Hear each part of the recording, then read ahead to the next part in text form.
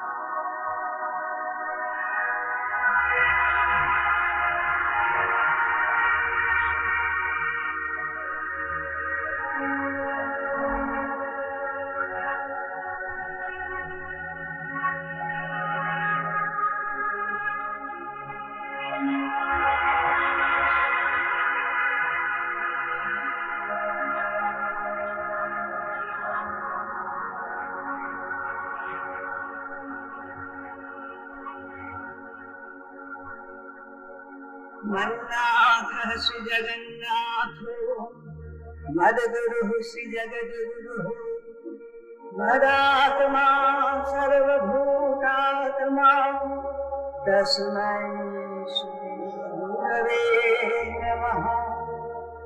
गुरुरादिर्नादिश्च गुरुः परमदैवतम् गुरोः परतरं नास्ति तस्मै श्री गुरवे नमः। तस्मै श्री गुरवे नमः। तस्मै श्री गुरवे नमः।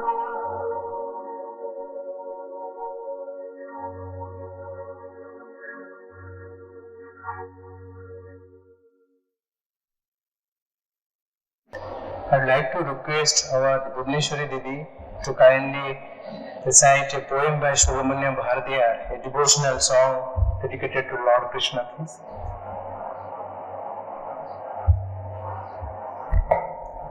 Good evening and happy Onam to all of you. Kakisi ragile nandalala, kakisi ragile nandalala, niran kariya niram pondurage nandalala, kakisi ragile nandalala, nandalala. பார்க்கும் மரங்களெல்லாம் நந்தனானா, பார்க்கும் மரங்கள் எல்லாம் நந்தனானா, நின்றன் பசியலிடம் தோன்றுதையே நந்தலாலா, காக்கி சீரகிலே நந்தலாலா, நந்தலாலா. கேட்கும் வழியில் எல்லாம் நந்தனானா, கேட்கும் வழியில் எல்லாம் நந்தனானா, நின்றன் கீதம் இசை குதடா நந்தலாலா, காக்கி சீரகிலே நந்தலாலா, நின்றன் கரிய நிறம் தோன்றுதையே நந்தலாலா, தீக்குள் விரலை வைத்தால் நந்தனானா, தீக்குள் விரலை வைத்தால் நந்தனானா, தீங்குளிம்பம் தோன்றுதையே நந்தலாலா, காக்கி சீரகிலே நந்தலாலா, நின்றன் கரிய நிறம் தோன்றுதையே நந்தலாலா, காக்கி சீரகிலே Nandalala, Nandalala. Thank you. I just wanted to tell you the meaning of this poem also. O Lord, who is the darling of Nanda, I see in the black of the feathers in the crow, your color of black, O darling lad. In whichever the tree I see, O darling lad, I see your green color. In whichever song I hear by the darling lad, I am able to hear your music only. And if I keep my finger inside the ragging fire, I only feel that sweet sensation of touching you. Thank you. Thank you, Didi. With the blessings of the Divine Mother, and on the occasion of the completion of 75th anniversary of India's independence and 158th birth anniversary of Sri Aurobindo and 100 years of completion of commemorating Subramania Bharatiyar's AuroBharati Sri Aurobindo Society and the Department of Tourism, Government of Puducherry and XuFancheng Cultural Center Puducherry welcome you for the celebration of today's Bharati Vizha-2022, a special program focusing on a lecture, the poetry recitation session and musical programs based on the writings of Sri Aurobindo and Subramania Bharati. Before I start the proceedings, I would like to felicitate our today's guest. Let me first introduce Dr. P.B. Bose.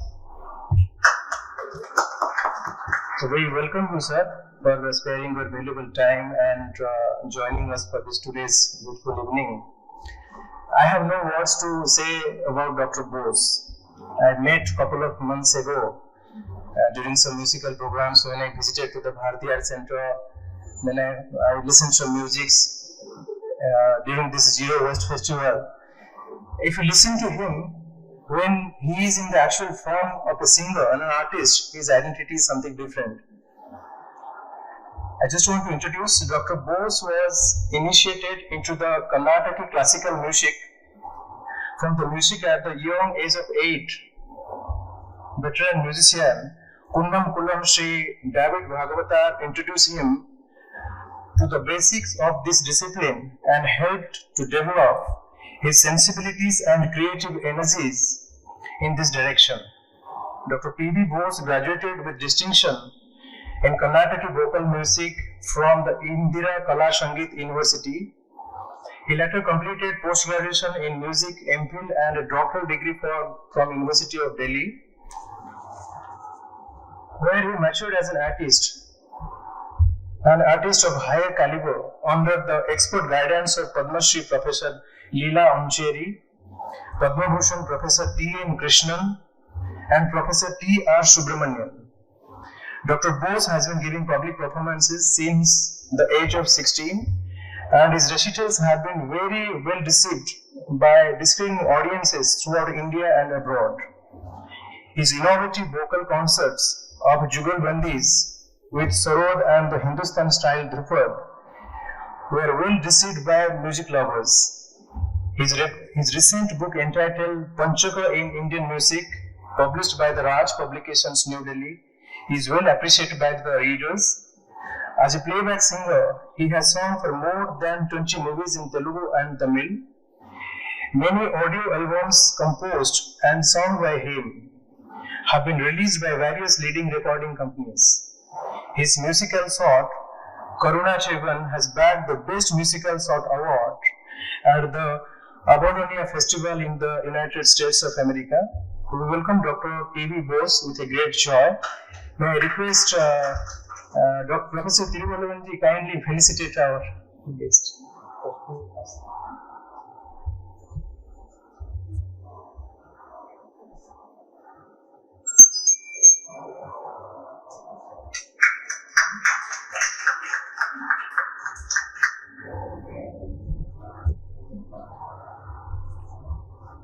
I would like to welcome today's chief guest of this ceremony, Dr. Radha Srinivasa Gopalan. And it is indeed a matter of great pleasure to introduce her when I came to know about her. That she is today is the chief guest.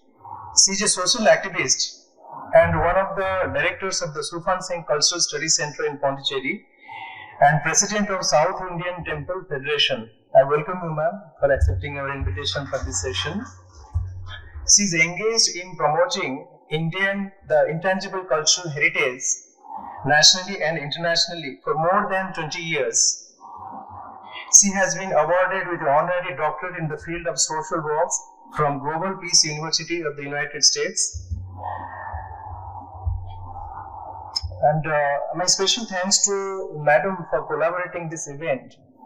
It just happened within a couple of weeks only. In 7-8 days we have received the invitation and we thought we should do something because it is about the Mahan Rishi, Maharshi Aurobindo and the Mahakavi Subramania Bharati. So we planned in a short span of time to do something, and we welcome you, ma'am, for today's celebration. And may I request Belu Didi to kindly felicitate Madam, please.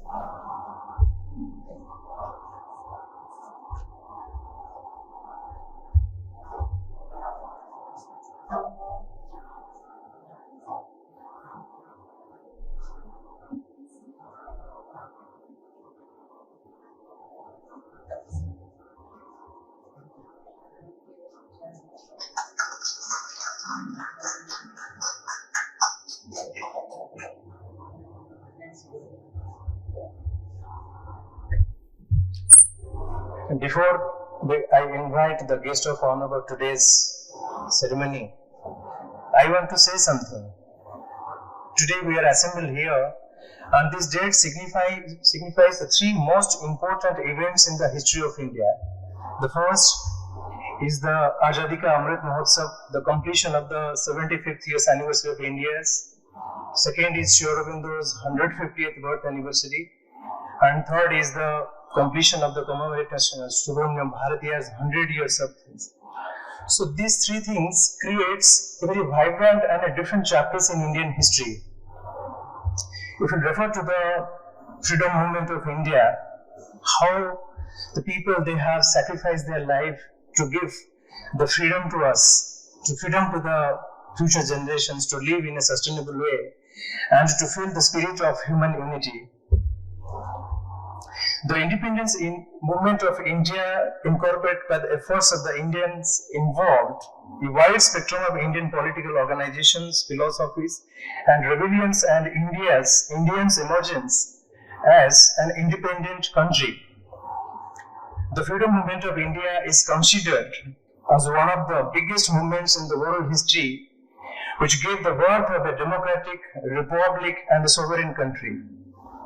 The nation cannot forget the sacrifice done by the immortal souls, those who have sacrificed their lives to achieve freedom, and there is a need to revisit the glorious history of our nation and to work for the development of this great country which is called the Bharat.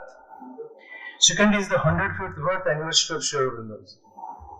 Sri Aurobindo is one of the immortal souls of Bhavani, Ma Bhavani Bharat Mata. She considered India as her mother. In one of his writings he says, India cannot perish, our race cannot be extinct, because above all the divisions of mankind, it is to India that is reserved the highest and the most splendid destiny, the most essential to the future of the human race. It is she who must send forth from herself the future religion of the entire world, the eternal religion which is to harmonize all the religions, science and philosophies and make mankind one soul. I am on quote. Sri Aurobindo, the yogi, the seer, the philosopher, has given the spirit of human unity through his writings and to establish a divine life on earth. Then we come to the Mahakavi Subramania Bharatiyar, who just lived on the earth 39 years, but still remains in the heart of the millions of people due to his immortal words. In the scriptures it is said, Kirti Akshara Sthaya Sambandha. That means the Akshara, the alphabets, which is mentioned as the divine language, it remains intact, it never perishes. So Mahakavi Subramania Bharatiyar, in a short span of time, he gave the nation, I cannot say we cannot bind, because there is a saying that we cannot bind the scholar and the king, that Vidyatam Nupatam cha Naivatulyam Kadachana. We cannot compare the scholar with any of the kings. And, the Nrupat, the king only celebrates in his own country, but Vidwan Sarvatra Pujyate. A scholar appreciates in every religion. So his contribution to the Indian ethos will be celebrated for generations to come, I feel. During his lifetime, when freedom movement was at its peak time, he not only asserted patriotic fire, but touched every aspect of human life. He also mentioned some of his writings, India, the great hope for how this country will be developed. So these three things creates its own identity, but when we come to the context of Sri Aurobindo and Subramania Bharatiyar's relationship, when they came to meet with each other, they discussed a lot of things about this freedom movement, the scriptures, the spirituality, and many other subjects. And as far as the historical records, like the discourses recorded by the disciples, those who were assembled with Sri Aurobindo during that time, they have mentioned that they made some secret discussions. And Professor Tiruvallur, after this session, will give a very extensive lecture on this. We will listen to him. In one of his poems, he also mentioned that we bow to the mother, Bharat, the mother. If we refer to Sri Aurobindo's Bhavani Bharati, one of his verses he says, Mata asmi bho putraka bharatanam shanatanam tridasa priyanam shaktyo nayan putra vidir vipakshaha kalo apino nashayatum yamova. The translation is, I am the mother, O child, of the Bharatas, the eternal people beloved of the gods, whom neither hostile fate nor time nor death has the power to destroy. So I just mentioned these three events and how this relationship was established and how they gave the spirit of unity and how to create a better life on the earth. So I am from Sri Aurobindo Society and from XuFancheng Culture Center and Department of Tourism. I once again welcome Dr. P.V. Bose and Madam. And also I pay special thanks to all of you, those who are assembled here, accepting our invitations. And a hearty welcome to all of you. So may I now request Dr. P.V. Bose to kindly say a few words on this auspicious occasion, please. Good afternoon, everybody. It is really a pleasure to be here. I thank Kishor Tripathy ji for calling me for this function, first of all. And Dr. Radha and my close friend and brother like Dr. Sundar Murugan ji is here, and he is a poet whose songs I used to compose some of his songs. So I was happy in that way too. But to talk about Bharatiyar, Tripathi ji has already, explained about it. Everybody, the entire world knows about his greatness. And I am more privileged because I am studying here as a head of the institution, only institution in the name of Bharatiyar Palkalekudam, which is a government-run college in the Union Territory of Pondicherry. So I am more privileged due to that. Another thing about Bharatiyar, I was thinking, because everybody knows, we've been, a span of less than 40 years, he contributed so much to the world that even today we talk about him, and it is not exhausting at all. Throughout the world, everybody, everywhere, he is spoken about. So that is there. But some of his songs I could, compose, and there are so many songs that people have not even heard, written by Bharatiyar. The speciality about Bharatiyar, what I was seeing, that it's not just a patriotic song, it's devotional. If you take, he has even written on Desanu Tumari, and romantic songs, if you take and interpret it like that, like it can be compared with Mirabai, Meera Bhajans. Even you can, for example, Engirandu Variguvadu, Uli Yavar Seguvadu Ari Tori. So he's asking, I know Radha is asking, where is it coming from? Where is that sound comes from? You know, where does it come from? So that question. So I recently composed this song, so I'll sing 2 lines of this for you. Though I'm not allowed to sing here, I'm supposed to.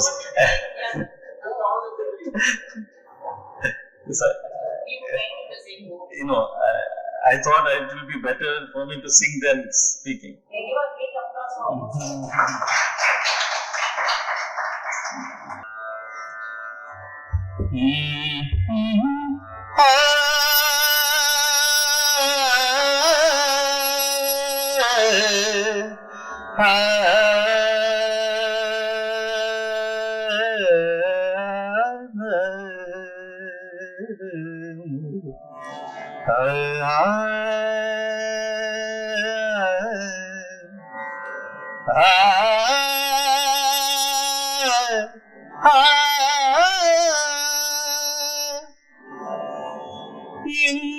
எங்கிருந்து வருகுவதோ ஒலி யாவர் செய்குவதோ அடித்தோழி எங்கிருந்து வருகுவதோ ஒலி யாவர் செய்குவதோ அடித்தோழி குன்றினின்றும் வருகுவதோ மரக்கொம்பினின்றும்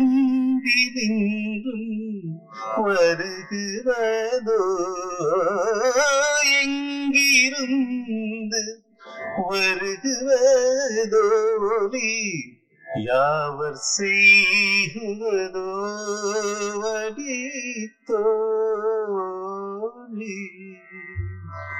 தோழி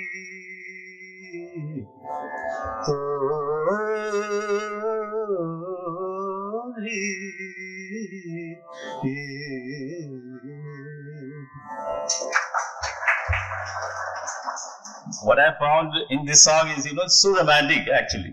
You can imagine that Radha is searching, or any lover for that matter, where the song comes from. Finally she finds out it's from the flute of Krishna. So that's like Kannanudinum வேங்குழைதானடி காதிலையாவதுள்ளத்தே மஞ்சு கண்ணனூதிடும் வேங்குழைதானடி காதிலையாவதுள்ளத்தே மஞ்சு பன்னன்றாமடி பாவையர் வாட பாடி எய்திடும் அம்படி தோழி எங்கிருந்து வருகுவதோலி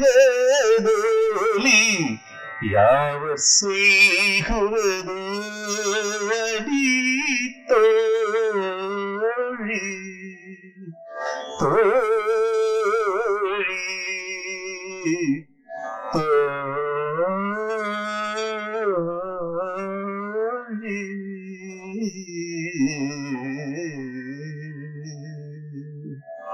Finally, she finds it out. So I don't have any more words to say. Talk about the great poet Bharatiyar. I salute him. I continue to salute him. The entire world salutes him. So with this, I think I should thank you once again, Tripathy ji, for calling me here. And thank you so much. Jai Hind. Professor Bose considers music as a meditation. When I visited to attend one of the workshops in the last year, he sent me one of his musics I will share in the group. I listened that music 100 times. And whatever we shot just now, if you accompanied with the musicians and the instruments are there, it's completely lost in the world of the music. When this Zero Festival was going on, I think it is on 24th or some date, he started to sing some musics the thunderbolts came, the rain started. For 10-15 minutes, the flow was going on. Then he changed some ragas, and it was completely disappears like that. This is the spirit. If you listen to him, I'll say some of his recordings. And thank you so much, sir, for listening this occasion. And may I now request Radha, Madam, to kindly say a few words for this occasion, please. Good evening, everyone. Dear friends, I hope you are all fine. I am Mrs. Radha Srinivasa Gopalan, Director of XuFancheng Culture Study Center. I am very happy to see you all here today. I am also happy that we are celebrating the Bharati Vizha-2022 from 3rd September to 11th September, where in this Puducherry, where Bharati lived for 10 years and gave us a lot of contribution in spite of so many obstacles he faced.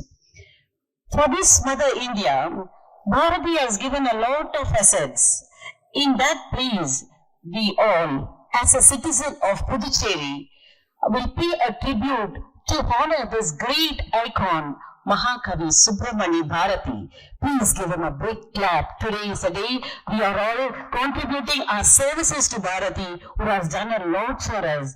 He has given so much assets to us that we want to spread to all the schools and colleges where the children can recite all his poems and his stories also. The other day, I have been to a few schools to celebrate the Teachers' Day. There I found the children were so happy they have not seen Bharati. They are telling me that, Miss, we want to see Bharati, we want to see his play, we want to hear his songs. Then I asked one of the child, can you recite any one poem of Bharati? One small child of 2nd standard could get up and she recited a slogan, she recited a poem of Mahakavi Bharati. I was so much impressed. Today's generation children are not getting that assets which Bharati left. So I request all the schools and the colleges of everywhere throughout and also in Pondicherry to give maximum to the children all the assets that Bharati has left and gone. There is no one else who has given so much assets to us. So I request everyone, all the children here to please follow all the poems and read the stories where our life will be in a very disciplined manner.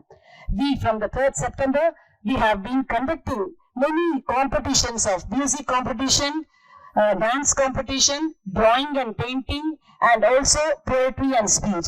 This all was conducted at Bhartiyar Palgale, and I thank Dr. C. Bose, who was very generous to give the venue his place to conduct the competition. And also Minister Lakshmi Narayan had come and inaugurated the function in a grand success. And till today, we are just following the competitions, and many social activities are also being performed on these days. And one of the day is today, we are celebrating it here in Aurobindo Society. I am very happy and I feel so proud to be invited here as a chief guest. I thank Dr. Kishor Kumar Tripathy for inviting me here today. Our grand finale will be on September 11th at Kamban Kalaigarangam, 6 p.m. with a musical theatrical drama, which will be a real authentic live show by P.S. Krishnamurthy, who is a multi-pass personality and also a music composition. He has also acted as a role of Bharati in that play. So I request you all, please come on Kamban Kalaragam at 6 p.m. on 11 September to see the play. I also feel I'm proud to, and also I'm proud and also feel that as if I'm awarded to do this drama at Kamban Kalarangam, where Bharati lived in Pondicherry. He had bred and has written a lot of poems, which is a very great thing. It's my pleasure, and I take the opportunity also to invite you all, and all are welcome, and I'm sure your eyes will be filled seeing Bharati and too emotional also. I also ensure those who are all dedicated to the country, devoted to the society, devoted to human passions, and also the passion for Tamil language, All of you will feel the essence of Bharati on 11th September at 6 p.m. at Kamban Kalarangam. I welcome you all once again and thank you for giving me this opportunity to talk today. Let us all celebrate Bharati on 11th September on his 10 years of his completion of his 100 years of his completion on his anniversary. Thank you once again. Thank you, Dr. Radha Srinivasa Gopalanji, and for accepting our invitation and to grace the occasion. And next we will start a small program. The first is the lecture by Professor Thiruvalluvan, and after that a poetry recitation session focusing on the selected writings of Sri Aurobindo and Subramania Bharati. And the third one is a musical performance by Dr. Dharmo. He is the retired professor of Tagore Arts and Science College. So I'd like to pay my sincere thanks to Dr. P.V. Bose and to Madam for accepting our invitation and joining us for the today's session. So thanks to you. We'll start the lecture, sir. May I request Dr. D. Thiruvalluvanji kindly come on the dais, please. Dr. D. Thiruvalluvan is an academician and associated with Sri Aurobindo International Center of Education and taking spoken Tamil classes for the adults in the evenings. He is a sincere devotee of Sri Aurobindo and the mother and has a deep knowledge of their writings as well. His Caution father was Bani Dasan, disciple of Bharati Dasan. The Tamil Nadu government has given him the Bharati Dasan award and nationalized his books and writings. Dr. D. Thiruvalluvan was the retired lecturer from Puducherry Education Department. He took part in the preparation of textbooks of Tamil Nadu Textbook Committee in the year 2008. He was also the senior supervisor of the committee of 18 members of school teachers who in the preparation of textbooks. He did his research work at Pondicherry Institute of Linguistics and Culture and got his PhD in the year 2018. Dr. Thiruvalluvan took part in various seminars and conferences and has extensively contributed for the enrichment of the Tamil language and the culture and how it's interconnected with other cultures. So on behalf of AuroBharati Sri Aurobindo Society, Department of Tourism, Pondicherry Government and XuFancheng Culture Center, I welcome you, sir, for accepting our invitation. And today, Professor D. Thiruvalluvan will speak one of the important topics, the contribution of Sri Aurobindo and Subramania Bharati for national integration. May I request Thiru Sundar Muruganji to sir, just 1 minute. The Thiru Sundar Muruganji kindly felicitate our today's guest speaker, please.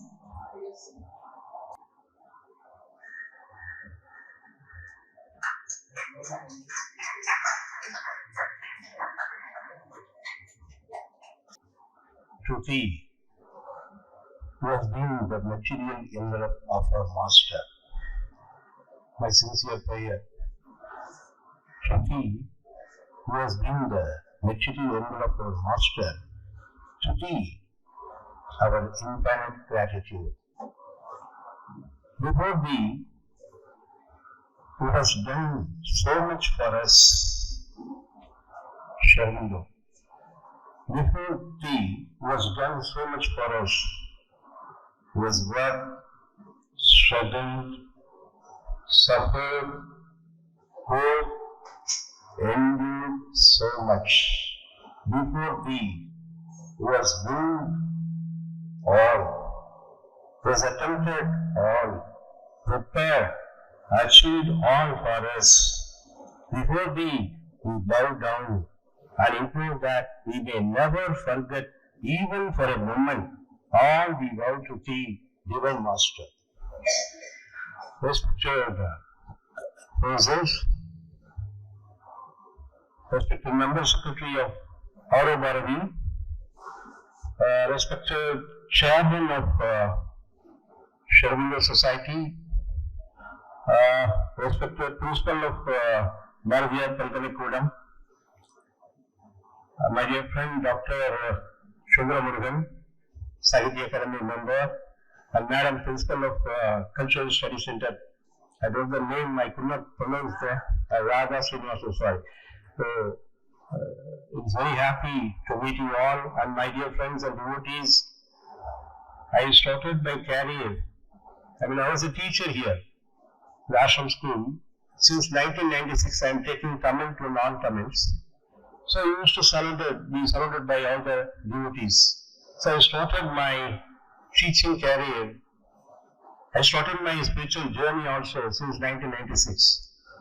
So now today we are celebrating the 150th birth anniversary of our Divine Master Sri Aurobindo and 100th anniversary of great Tamil poet Subramania Bharati in a grand manner, plus 75th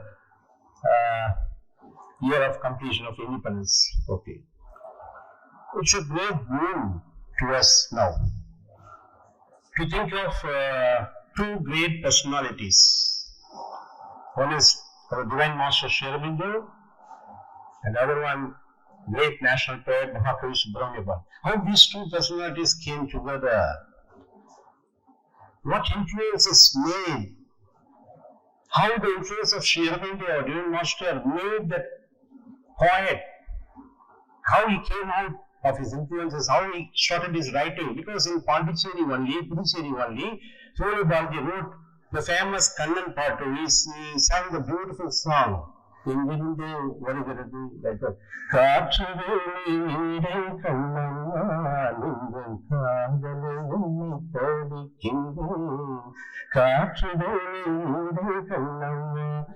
all these Kannan songs, and then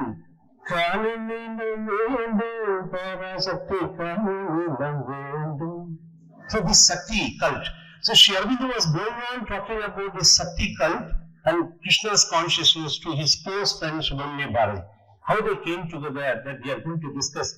My dear friends, we are going to share what I came to know about their friendship, how they came together. See here, when Sri Aurobindo landed here, Sri Aurobindo came to Puducherry on April 4th at 4 p.m. The soil of our Vedagiri, Puducherry, was sanctified by the entry of Sri Aurobindo. The soil, which was already sanctified by the saint, the great Tamil saint Agastya, again sanctified by the arrival of Sri Aurobindo on 1910, 4th April. Here, we welcome him. Our great national poet Subramania Bharati was there. He was one among the few people who welcomed Sri Aurobindo on that particular day, 1910, 4 p.m. In fact, it was Subramania Bharati who took much pain in choosing a right house for this Mahayogi. Who chose the accommodation? Who chose the house for Sri Aurobindo, who came from Chandranagar? It's only Subramania Bharati. He only knew. So Bharati chose, along with his associate, disciple Sri Kishor Kumar from Mutyalpet. They chose a good house from Komati Street. That time it was known as Komati Street. Nowadays it is called as Vaishal Street.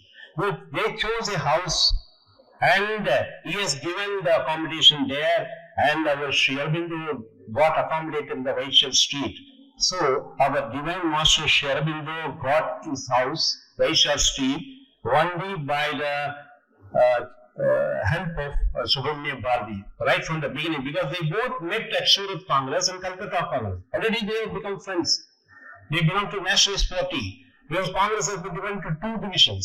So Subramania Bharati met already Sri Aurobindo along with Sidambaram Pillai in Calcutta Congress. So they become friends. So from then on he started to send messages to Sri Aurobindo. Like that, when he came, he received them. So Sri Aurobindo's close disciple, Sri Suresh Chakrabarti, already came here and paid the advance for this house. So Krishna Chettiar helped them. Sri Aurobindo stayed at Vaishal Street for a few months and shifted to Mission Street later. Who stayed with Sri Aurobindo? All the persons, there were very few who stayed with Sri Aurobindo. Narani Gwanda Gupta was not only his housemate, he was a prison mate.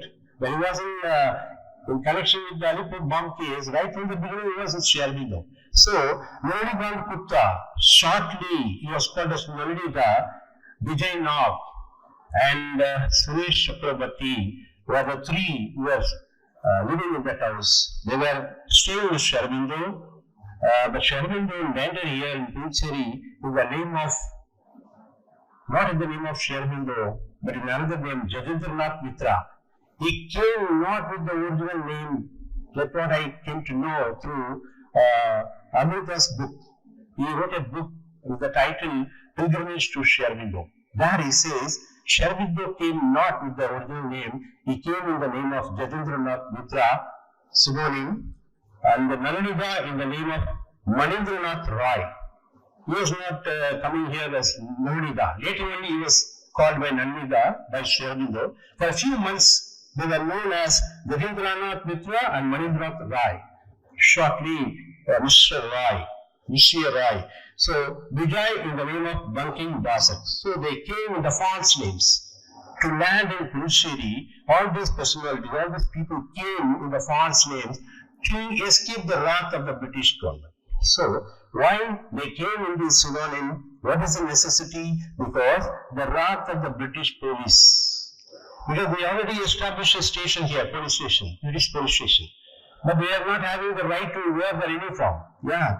So because the wrath of the British police, and to escape from the clutches of the law, they came here under false names. That was given by our Amritachari.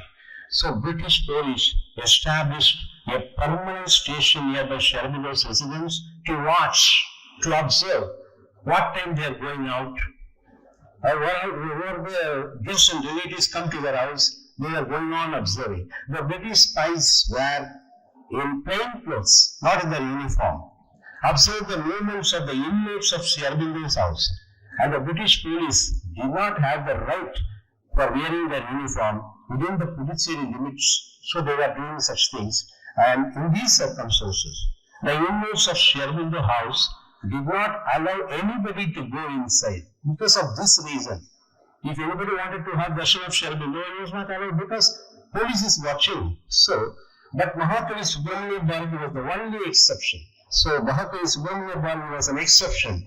He used to go to Sri Aurobindo's house after 7 o'clock. After 7, and chat with him hours together. After 7 only. Why? After 7. Because any guests who came to Sri Aurobindo, they came only in the night time. That too in ladies' dress. They used to wear saris.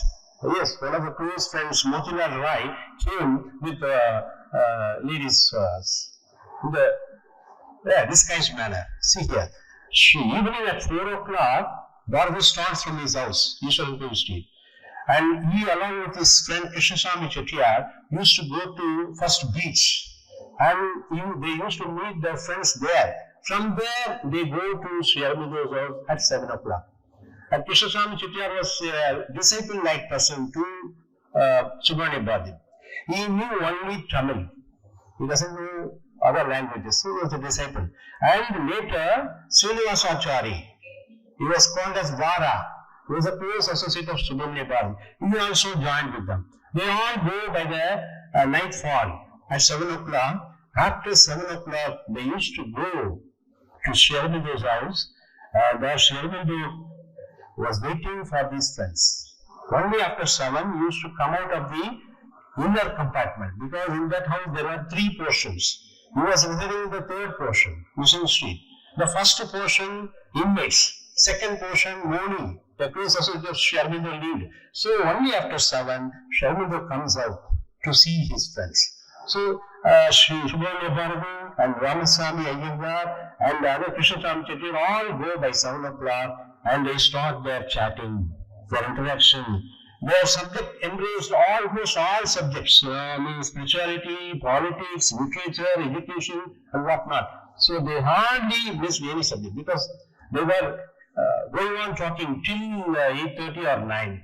So why the time is 6 and 7? Because usually Sri Aurobindo comes out of his courtyard.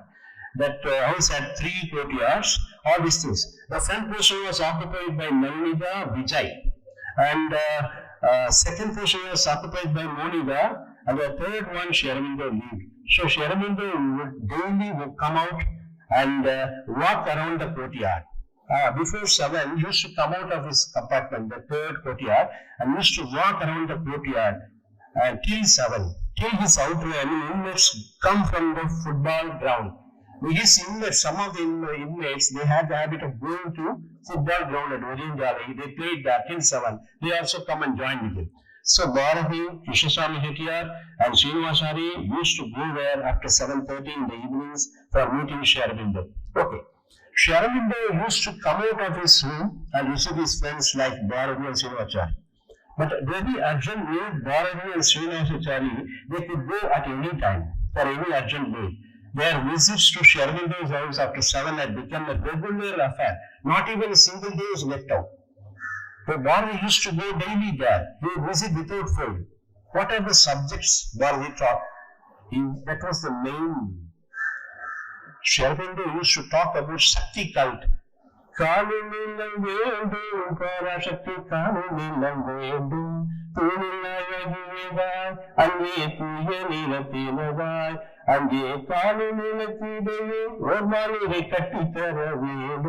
it came out? Because the Shakti cult.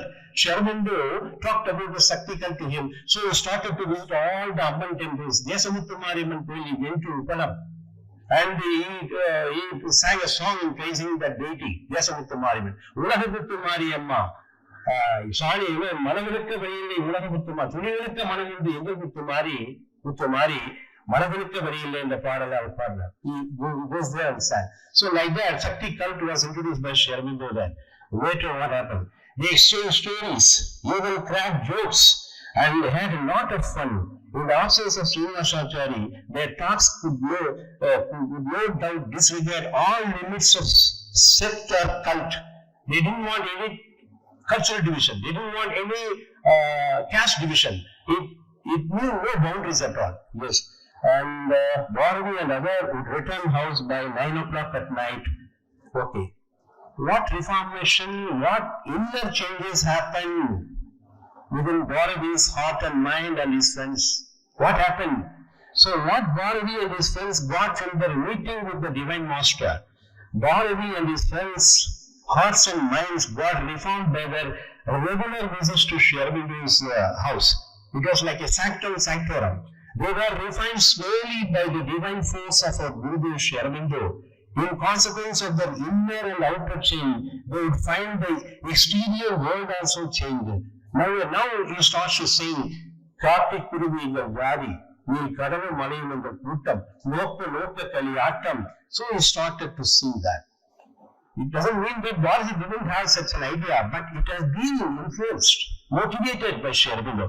So now at this juncture, Amrita comes. Amritachari comes here.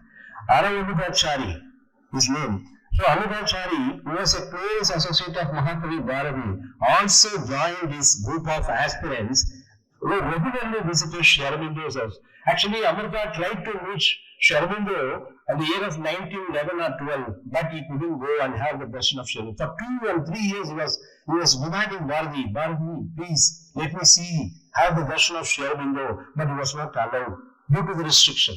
So he couldn't have the darshan of Sri Aurobindo. Later, in the year of 1913, when Sri Aurobindo celebrated his birthday, he never celebrated his birthday alone. He used to invite all the people in Puducherry, devotees and disciples, and used to give refreshment and sweets and give darshan.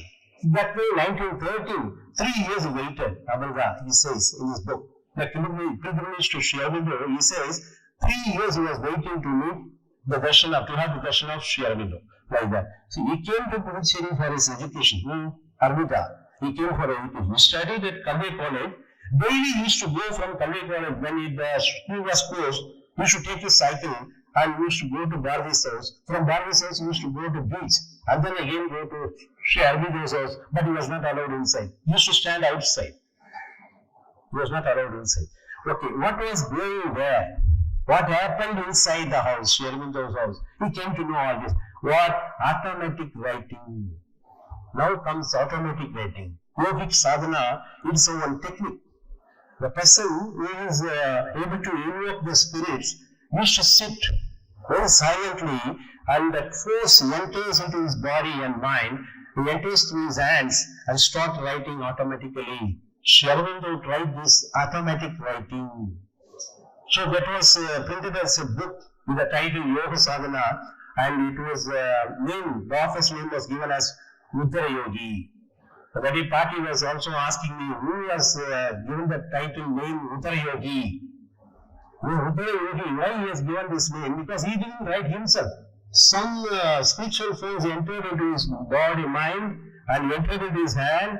He was waiting hours together. He wrote, and that became a book containing hundreds of pages. It was published. It was printed at Sri Rangam, Vani Vilas Press, and Amrita was the witness. He says that how Sri Aurobindo sat there before a table, and how he invoked the spirit, how it came, and he started giving answers to the questions raised by the inmates also. All the inmates were closely watching the process, the automatic writing. The only witness is Amrita only. So before that, why this Uttara Yogi? Because a person, a disciple of Sri Aurobindo, namely Ramanujakacharya, he came, he told that he is a saintly person from Nage Jabda. Nage Jabda predicted this to his disciple that hereafter I am not needed. Yes, another saint from north will come. A saint from northern side will come. He will guide the entire world, not only the nation. He will guide the entire world. And hereafter I will be your family saint. Sri Aurobindo will be your master. I mean, no, he didn't mention the name Uttara Yogi. Who is that title he told, Uttara Yogi? That was a question asked by Patty some months before. Who came? That was Nage Jabda. He told that Nage Jabda told his family disciples that Uttara Yogi will come. That's why they are given the name Uttara Yogi. That book was written. Then later, whatever the other changes came, collective dining, sir. This is a social reform. He did some reform works. What? Collective dining, consisting of all sects of people. All community people used to sit and dine together. In those days, it was not possible. Even Amrita was not allowed to do like that by his family. He did that under the influence of Sri Aurobindo. Even at his own house, or sharing in Bharati's house, and by the side of lake, by the side of Puducherry, wherever the common place, the collective dining started in the year 1910, 12, 11. It went on like that. So in the presence of Sri Aurobindo, they all sat together and had that dining. And this is because also removing the tuft of hair. The Brahmin youth used to have a tuft of hair. That is called the kumudi, shigai. That was removed by the instruction of Sri Aurobindo when this man, Amrita, was sweeping out his house. While Sri Aurobindo's house, he was sweeping at the midnight, Muranida. Near the Muranida Gupta was the man who cut away that, scissored away that tuft of hair under the instruction of Sri Aurobindo. That was a great social reform work, because nobody in those days removed that tuft of hair. Because this fellow belonged to Ayodhya family, this Ramanujakacharya. So that way Sri Aurobindo did that. So all these influences is also affected Sri Subramania Bharati. So Subramania Bharati went to Desamuttu Mariamman Praying Temple, asked one guy to come out. He belongs to the depressed class. He gave that cot, where is the sanctified stool, Puru Potigara. Yes. Hereafter you are also a Brahmin. So all such reforming activities, initiatives came by the influence of our Divine Master Sri Aurobindo. This is what I observed. By the presence of my mere presence, Sri Aurobindo has motivated the spirit into the minds and hearts of his disciples. So, what is Sri Aurobindo? They used to ask Bharati when he returns back to his home. Some people used to gather around his house. They used to ask him what Sri Aurobindo said today. They were eagerly asking. They said today, he said today Sri Aurobindo talked about this Sakti cult. Rather they used to say today Sri Aurobindo talked about Krishna's consciousness. Because of this Krishna's consciousness, he started writing Kannamma Padam, Kannan in Kavan, Kannamma in Kavika, Kannamma. Those are the Patuna Atupeluttu.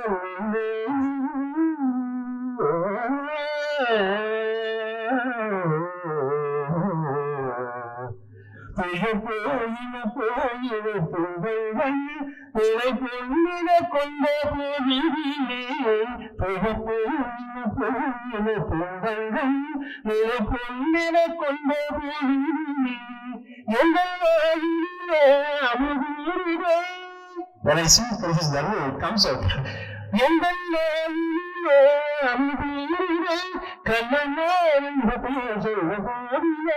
Beautiful song. All this Krishna's consciousness, beautiful poem. These songs came out to the facile pen of Bharati because of the appointment of Sri Aurobindo, because of the influence of Sri Aurobindo, Divine Master. So this is what we observe. So this part nobody had, still nobody knew this. Came to know because by reading Amrita's book, we come to know all this. I also read the centenary edition of Amrita. All these influences came through Sri Aurobindo only.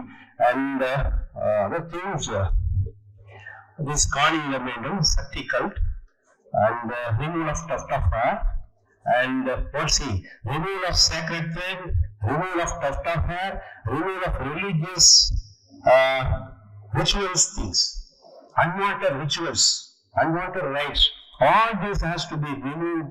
That was the instruction given by Sri Aurobindo. Sandhyavantanam, no. If you go in the evening, the all Brahmins used to sit and say Sandhyavantanam. In the morning also, no. So, on the instruction of Sri Aurobindo, all this information have taken place, and this thing, so finally coming to this point, in Pondicherry, from 1910 to 18, 8 years only, Mahakavi Bharati lived together. Met Sri Aurobindo daily without any failure. So, he got all these influences from Sri Aurobindo and got sanctified, got elevated.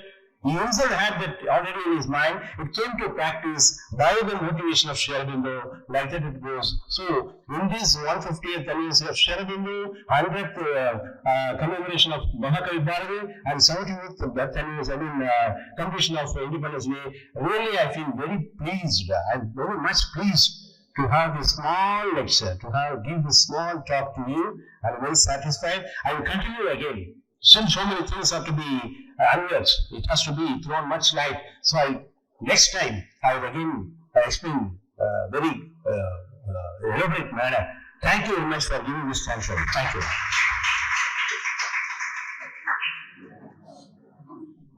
Good evening. In the absence of Tripathy ji, I would like to take this opportunity to proceed with the programs.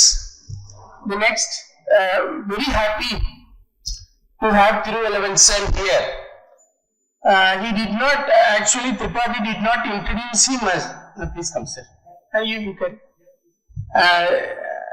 Thiruvallavan sir வந்து பாரதிதாசனுடைய பரம்பரை கவிஞரான வாணிதாசனுடைய பரம்பரை. அதனால்தான் அவருடைய flow தமிழிலும் சரி ஆங்கிலத்திலும் சரி அருமையாக பேசுறது காரணம் அவருடைய ரத்தத்துல ஊறி இருக்குது. வாணிதாசனுடைய ரத்தம் மிக சிறந்த கவிஞருடைய வாரிசாக அவர் இருக்கிறார். ரொம்ப ரொம்ப ரொம்ப மகிழ்ச்சி sir. Very happy. You have done elaborately all the news. Fantastic sir. I appreciate you. Congratulations. Let us take. Sorry, I was busy in something. So the lecture is completed and missed, but I will go through the recording one. Any question and answer sessions? So now the floor is open. If anyone wants to ask any questions, please. Bharati was very much influenced by Sri Aurobindo. It is well-known fact. Similarly, Aurobindo was also influenced by Bharati in many things. We will talk about that also, because he was influenced by Tirukural and Andal poems by Bharati. Thank you. I want to say one thing regarding that. In Sri Aurobindo's centenary volume, the 10 couplets of Tirukural, as he said, is Subramanianji, I am very thankful to you. Bhagavan Ulage Hare Bhagavan Ulage Agamani Dale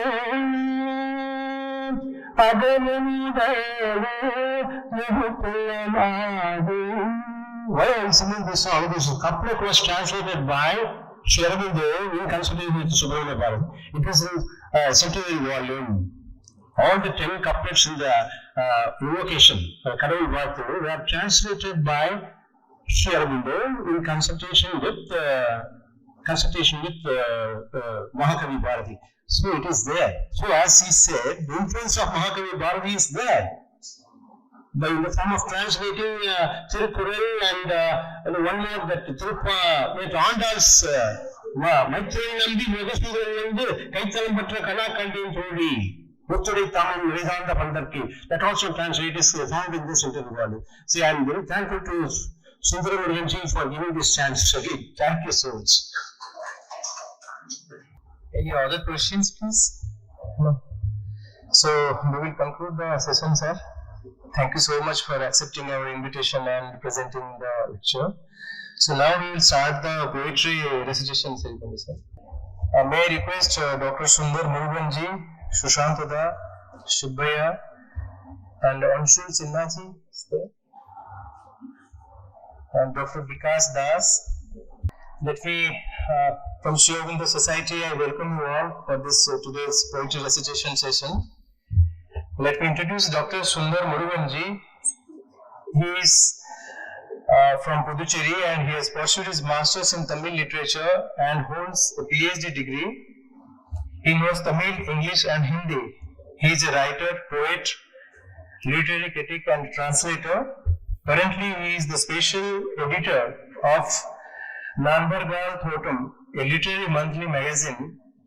He has written more than 10 books so far in various genres. His works include Jaya Jaya Hai. He has directed a short film called Manil Vijunda Majai in the year 2000 and co-edited many documentary and short films such as Karuvi Thalai Panagalai, and his works from English to Tamil and vice versa. He has translated many works. He has bagged the Bharati Vizha Award for Literature in 2008 and Kamarajar Award for Literature in 2006 and Simdani Shigram title for literary work in 2014. So I have a good relationship with Thiru Sundar Muruganji because when I was working with the National Academy of Letters at Delhi,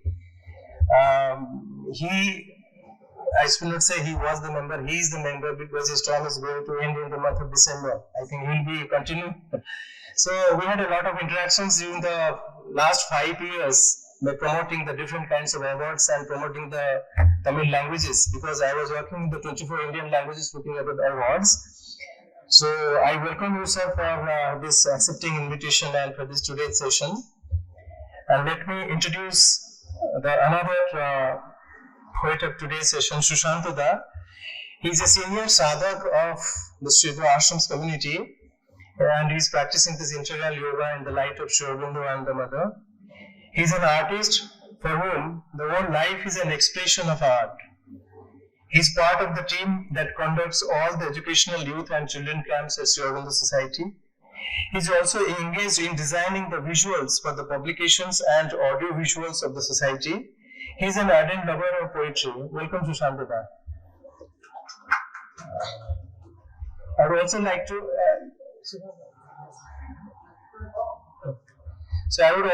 to invite Sri Shiv Kumar Bhai. Shiv Kumar Bhai is the director of Auro Youth and the Sapphire. He is looking after the youth and educational activities of the society.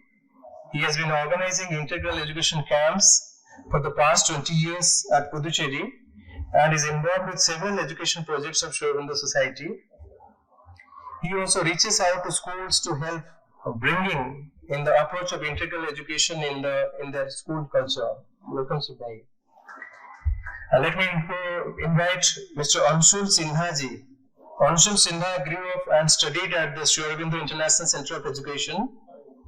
After graduating from there, he pursued a master's in philosophy from the University of Pondicherry with the intention to mark Sri Aurobindo's thoughts more approachable and relevant in the academic space. He is currently working on some of the personal projects. Let me introduce Dr. Vikas Dasji. He is one of the directors of the XuFancheng Culture Center. He is an international consultant and researcher. His expertise includes India and Eurasia relations, BRICS cultural exchange, India-China cultural and Pacific things. And he's a dynamic fellow. I just came to contact with him a couple of days ago and we thought we should do something. And we thought that we will focus on multiple languages, like Sri Aurobindo has written in Sanskrit, Bengali, and in French also, and in Sanskrit. So we thought we should take some selected poems of Sri Aurobindo and Subramania Bharati and to make a session. Before I start this, I want to felicitate today's our guests.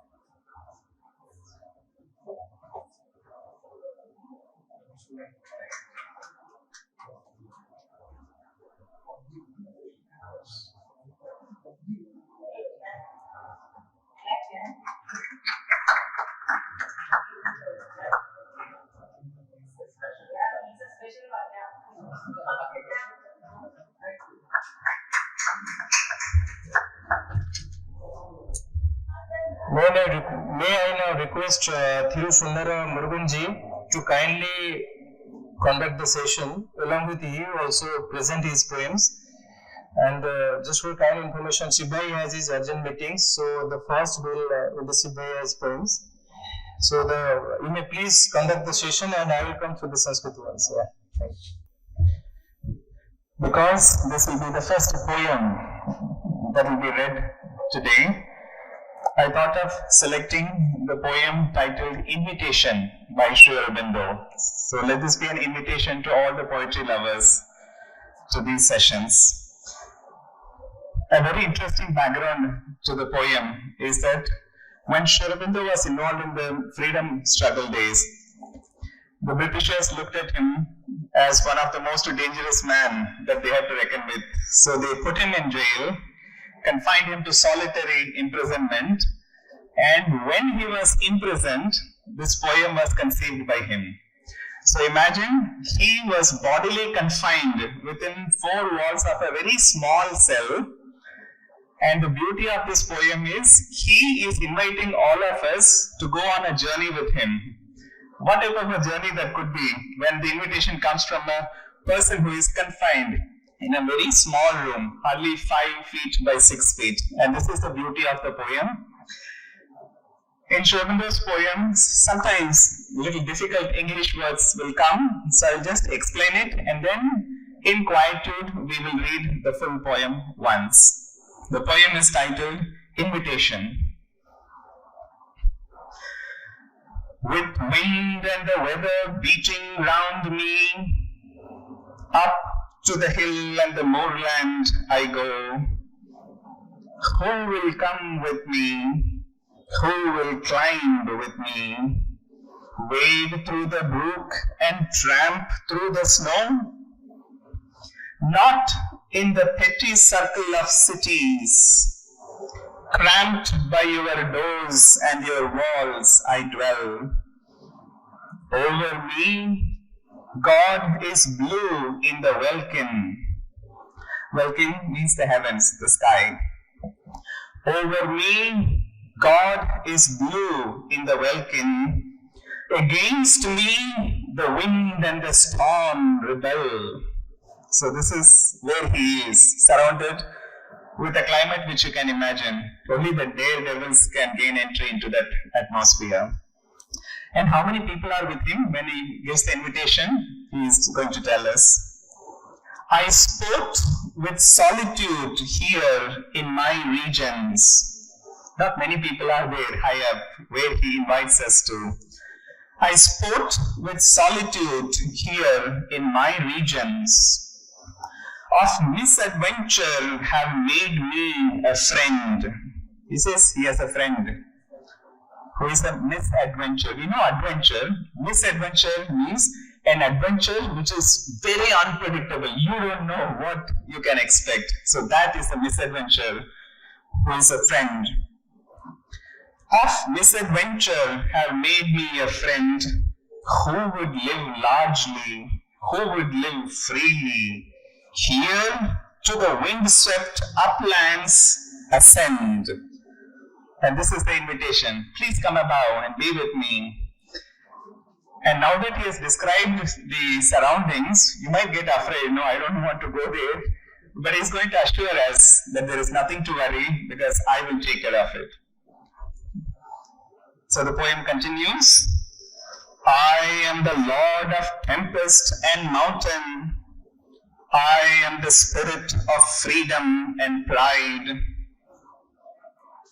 And then comes, if you want to come with me, I will give you the tour, but you have to meet certain qualifications. So he's going to tell us two qualifications. If we have it, we can join Sri Aurobindo in those adventurous climb. He says, stark must he be, and a kinsman to danger, who shares my kingdom and walks at my side. If you want to share my kingdom and want to walk by my side, you have to meet with two qualifications. One, stark must he be. So anybody who wants to join Sri Aurobindo should not have any superficial add-ons. He must be as he is. Stark must he be. And a kinsman to danger. So the kinsman means Bandhujan, the relative. So we should be a relative to danger if we have to join, because it's not going to be an easy walk in the park over there. Stark must he be, and a kinsman to danger, who shares my kingdom and walks at my side. So you get a picture of, even though physically he is confined to a very small cell, he is inviting for one of the largest adventures that we can embark upon. And now I will read this without any interjections, and we will all hear to the beauty of the poem, Invitation. With wind and the weather beating round me, up to the hill and the moorland I go.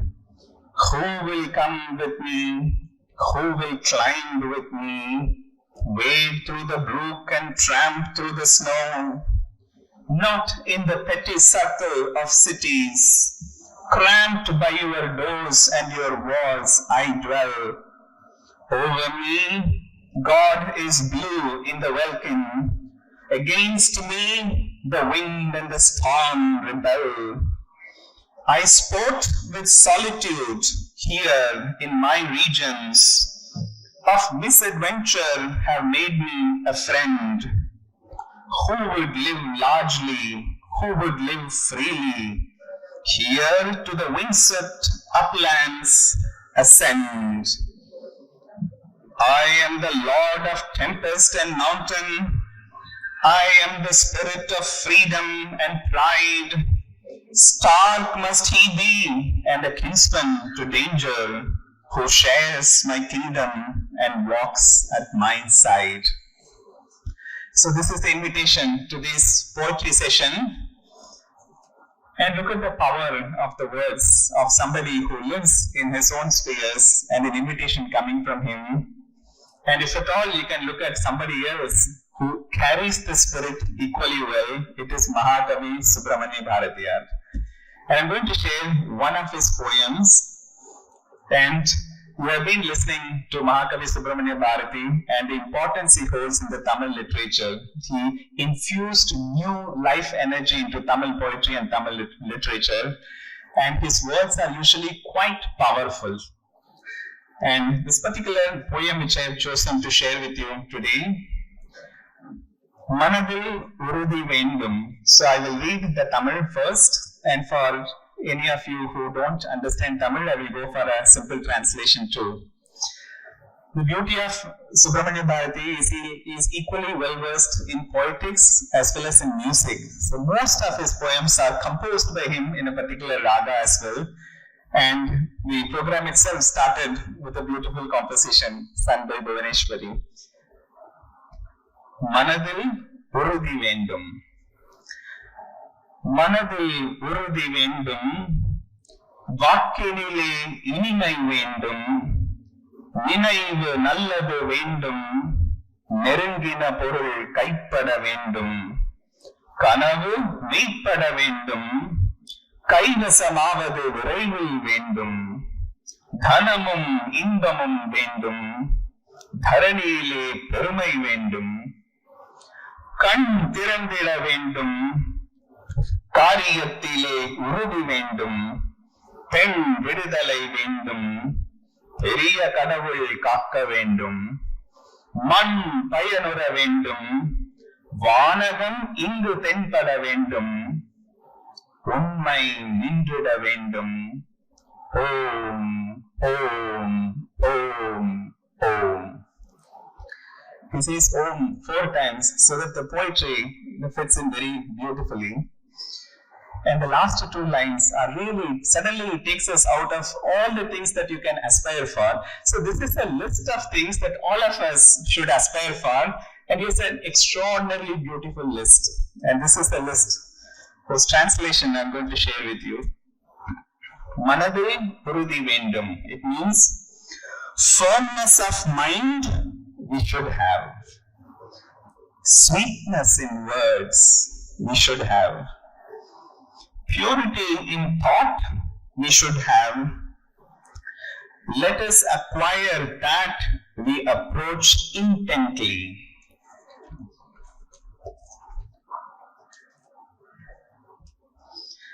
Let all our dreams come true. Whatever we are destined to get, we should get it fast. Wealth and happiness we should have. Fame in this world we should have. Our eyes must open up to things noble. Our actions should be firm. Women should have freedom. The big God should always protect us. Not the small gods, not sufficient. We want the big God. Periya Kadavul. It's a beautiful phrase. In fact, the phrase Kadavul itself means going within Kadavul. So what a lovely phrase to indicate God. Go inside, that's where He is. And Periya Kadavul Kakka Vendu. So the big God should always protect us. The soil should be fertile. Let us feel the heavens right here. Sri Aurobindo also has a beautiful word. We are here to make the earth itself into a heaven, not to leave the earth and go to the heavens. And Bharatiyar echoes the same words. Let us feel the heavens right here and let the truth prevail. Om, Om, Om, Om. Good evening again. At the outset, I would like to thank Kishor Tripathy ji for having given an opportunity to be here on this stage to praise Mahakavi Bharati and Sri Aurobindo as they have dedicated their life to this nation. Thank you so much, Tripathy ji and other organizations which are collaborating to conduct this program. And next, I would like to thank and I would like to congratulate the intellectuals who are with me to praise Sri Aurobindo and Mahakavi Bharati by reciting their poems. And the viewers who have already donated your time, valuable time to be with me now. For the past couple of hours you have been here with us. Very happy to be with you. I am happy to be in front of you by reciting Mahakavi Bharati's poem and Sri Aurobindo poem. என்னை ஈன்ற தந்தைக்கும் தாய்க்கும் மக்கள் இனமீன்ற தமிழ்நாடு தனக்கும் என்னால் தினையளவு நலமேனும் கிடைக்கும் என்றால் செத்தொழியும் நாள் எனக்கு திருநாளாகும் என்று பாடிய பாவேந்தன் பிறந்த மண், பாவேந்தர் பாரதிதாசன் பிறந்த மண்ணில் நல்லதோர் வீணை செய்து அதை நலம் கெட புழுதி எறிவதுண்டோ, சொல்லடி சிவசக்தி என்னை சுடர்மிகு அறிவுடன் படைத்து விட்டாய், வல்லமை தாராயோ இந்த மாநிலம் பயிலுற வாழ்வதற்கே என்று பாடிய பாரதி 10 ஆண்டுகள் இந்த மண்ணில் தான் வாழ்ந்தான். இந்த மண்ணில் வாழ்ந்து மிக அற்புதமான காவியங்களை படைத்திருக்கிறான். இந்த நேரத்தில் அவனையும் வணங்கி I would like to recite my Bharati poems along with its translations. I'm happy. Vande Mataram என்ற பாடல் உங்களுக்கு எல்லாம் தெரியும், பரிச்சயமான பாடல் தான். இருந்தாலும் இங்க இருக்கிற தமிழ் அல்லாத பிறருக்கு இந்த பாடலுடைய ஆங்கில மொழியாக்கம் போய் சேர வேண்டும் என்பதற்காக இந்த பாடலை நான் தேர்ந்தெடுத்திருக்கிறேன். வந்தே மாதரம் என்போம், வந்தே மாதரம் என்போம், எங்கள் மாநில தாயை வணங்குதும் என்போம். ஜாதி மதங்களை பாரோம், உயர் ஜன்மம் இத்தேசத்தில் எய்தினராயின் வேதியராயினும் ஒன்றே, அன்று வேறு குலத்தினராயினும் ஒன்றே. Why I have chosen this poem, particular poem? Because Bharati first he wanted to have the social justice freedom. Instead of first at the foremost he wants to have social justice freedom, then Indian independence. He is one of the caste belong to 4 varnas, the upper caste, but he did not mind. Very well said by Thiruvallavan. ஒருத்தர் போய் பூங்கல் போட்டு விட்டாரு. In that line, ஜாதி மதங்களை பாரோம், உயர் ஜன்மம் இத்தேசத்தில் எய்தினராயும் வேதியராயினும் ஒன்றே, அன்று வேறு குலத்தினராயினும் ஒன்றே, வந்தே மாதரம் என்போம். ஈன பறையர்களேனும் அவர் எம்முடன் வாழ்ந்து இங்கிருப்பவர் என்றோ, சீனத்தராய் விடுவாரோ பிற தேசத்தார் போர்பல தீங்கிழைப்பாரோ, 1000 உண்டிங்கு ஜாதி எனில் அந்நியர் வந்து புகழென்ன நீதி, ஓர் தாயின் வயிற்றில் பிறந்தோர் தம்முள் சண்டை செய்தாலும் சகோதரர் என்றோ, ஒன்றுபட்டால் உண்டு வாழ்வே நம்மில் ஒற்றுமை நீங்கள் அனைவருக்கும் தாழ்வே, நன்றிதி தேர்ந்திடல் வேண்டும் நம் ஞானம் வந்தார்பின் நமக்கெது வேண்டும், எப்பதும் வாய்த்திடுமேனும் நம்மில் யாவர்க்கும் அந்த நிலை பொதுவாகும், 30 கோடியும் வாழ்வோம் வீழில் 30 கோடியும் முழுமையும் வீழ்வோம், புல்லடிமை தொழிற்பேணி பண்டு போயின நாட்களுக்கு இனி மனம் நாணி, தொல்லை இகழ்ச்சிகள் தீர இந்த தொண்டு நிலைமையை தூவென்று தள்ளி என்று பாடி வந்தே மாதரம் என்போம். அவன் பாரதி நம்மை விட இந்த தேசத்தை நேசித்தவன். அதனால்தான் அவன் எந்த காரியம் செய்தாலும் இந்த மாநிலம் வாழணும், இந்த நாடு தேசம் வாழணும் என்று நினைத்தவன். The translation of this poem: I salute our mother. We will tell and tell. We salute the mother who is our country. தேசத்தை தாயாக கொண்டவன். We will not bother about caste or religion. And if one takes birth in higher caste, even if he is a Brahmin or any other caste, we would consider them as not different. அதான் சொன்னா எல்லோரும் ஒன்றே என்று.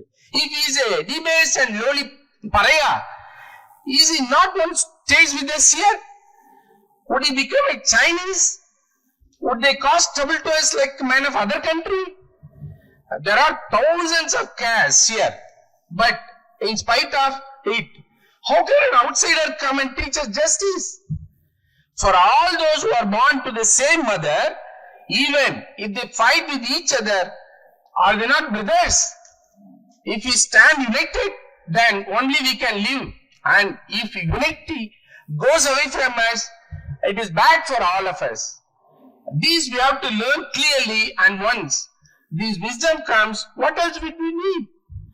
Whatever position we get, it would be for all of us, for that is common to us. Either we as a 30 crore will live, or if we fall. During that time 30 crore people, the population was 30 crore, now it is around 130 crores.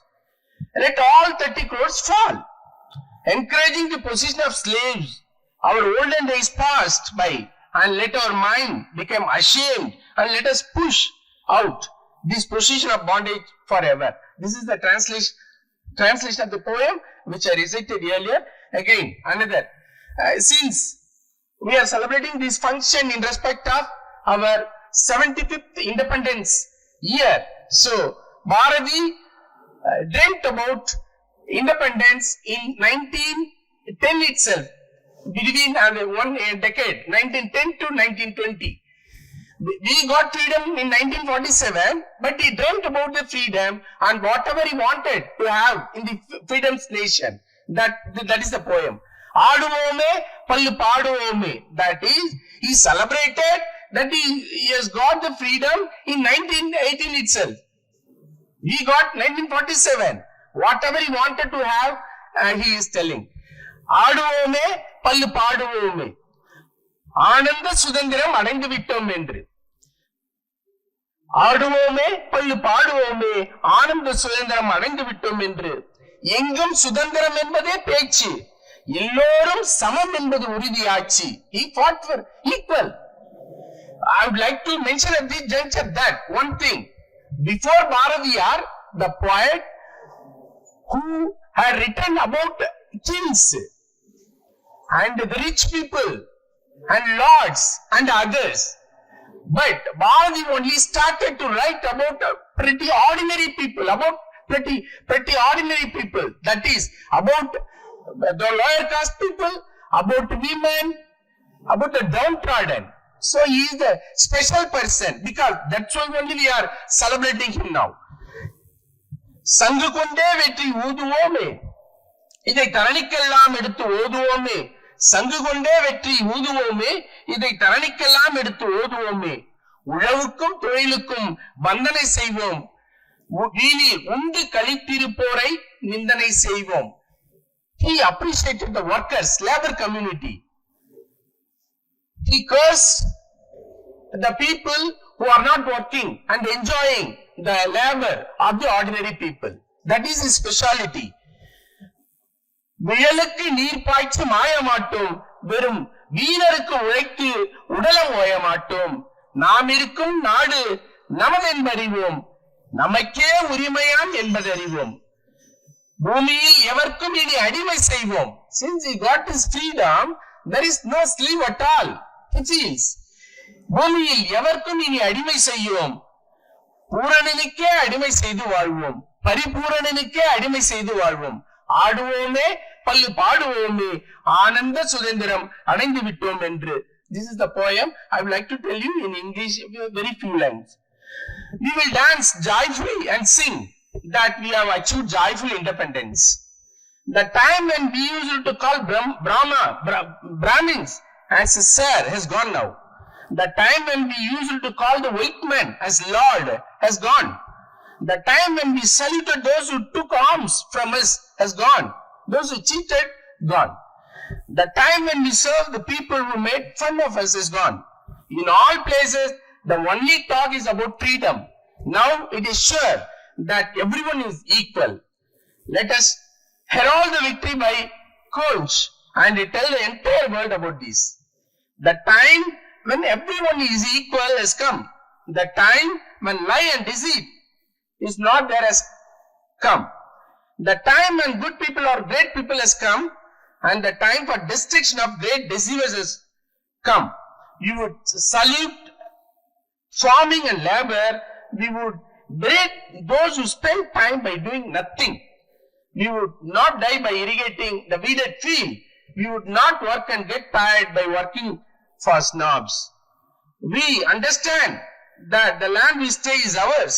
We understood that we only have rights here. We would not become slaves to anyone in this world, but we would live as slaves to the fully complete God. That the two poems, he celebrated the freedom. Now I would like to recite only a simple poem of Sri Aurobindo, the universal incarnation. That is the beauty of this poem, because he celebrated the universal incarnation. Tripathy only selected this poem. Actually, I chosen another poem by Sri Aurobindo. It was originally a translation done by Sri Mahakavi Bharati himself. But since he has chosen the other poem, I would like to recite it now. There is a wisdom like a brooding sun. This is by Aurobindo, Sri Aurobindo. The beliefs in the heart script grown fiery white, the heart of the world in which all hearts are one. A silence on the mountains of delight. A calm that cradles fate upon its knees. A wide compassion leans to embrace earth's pain.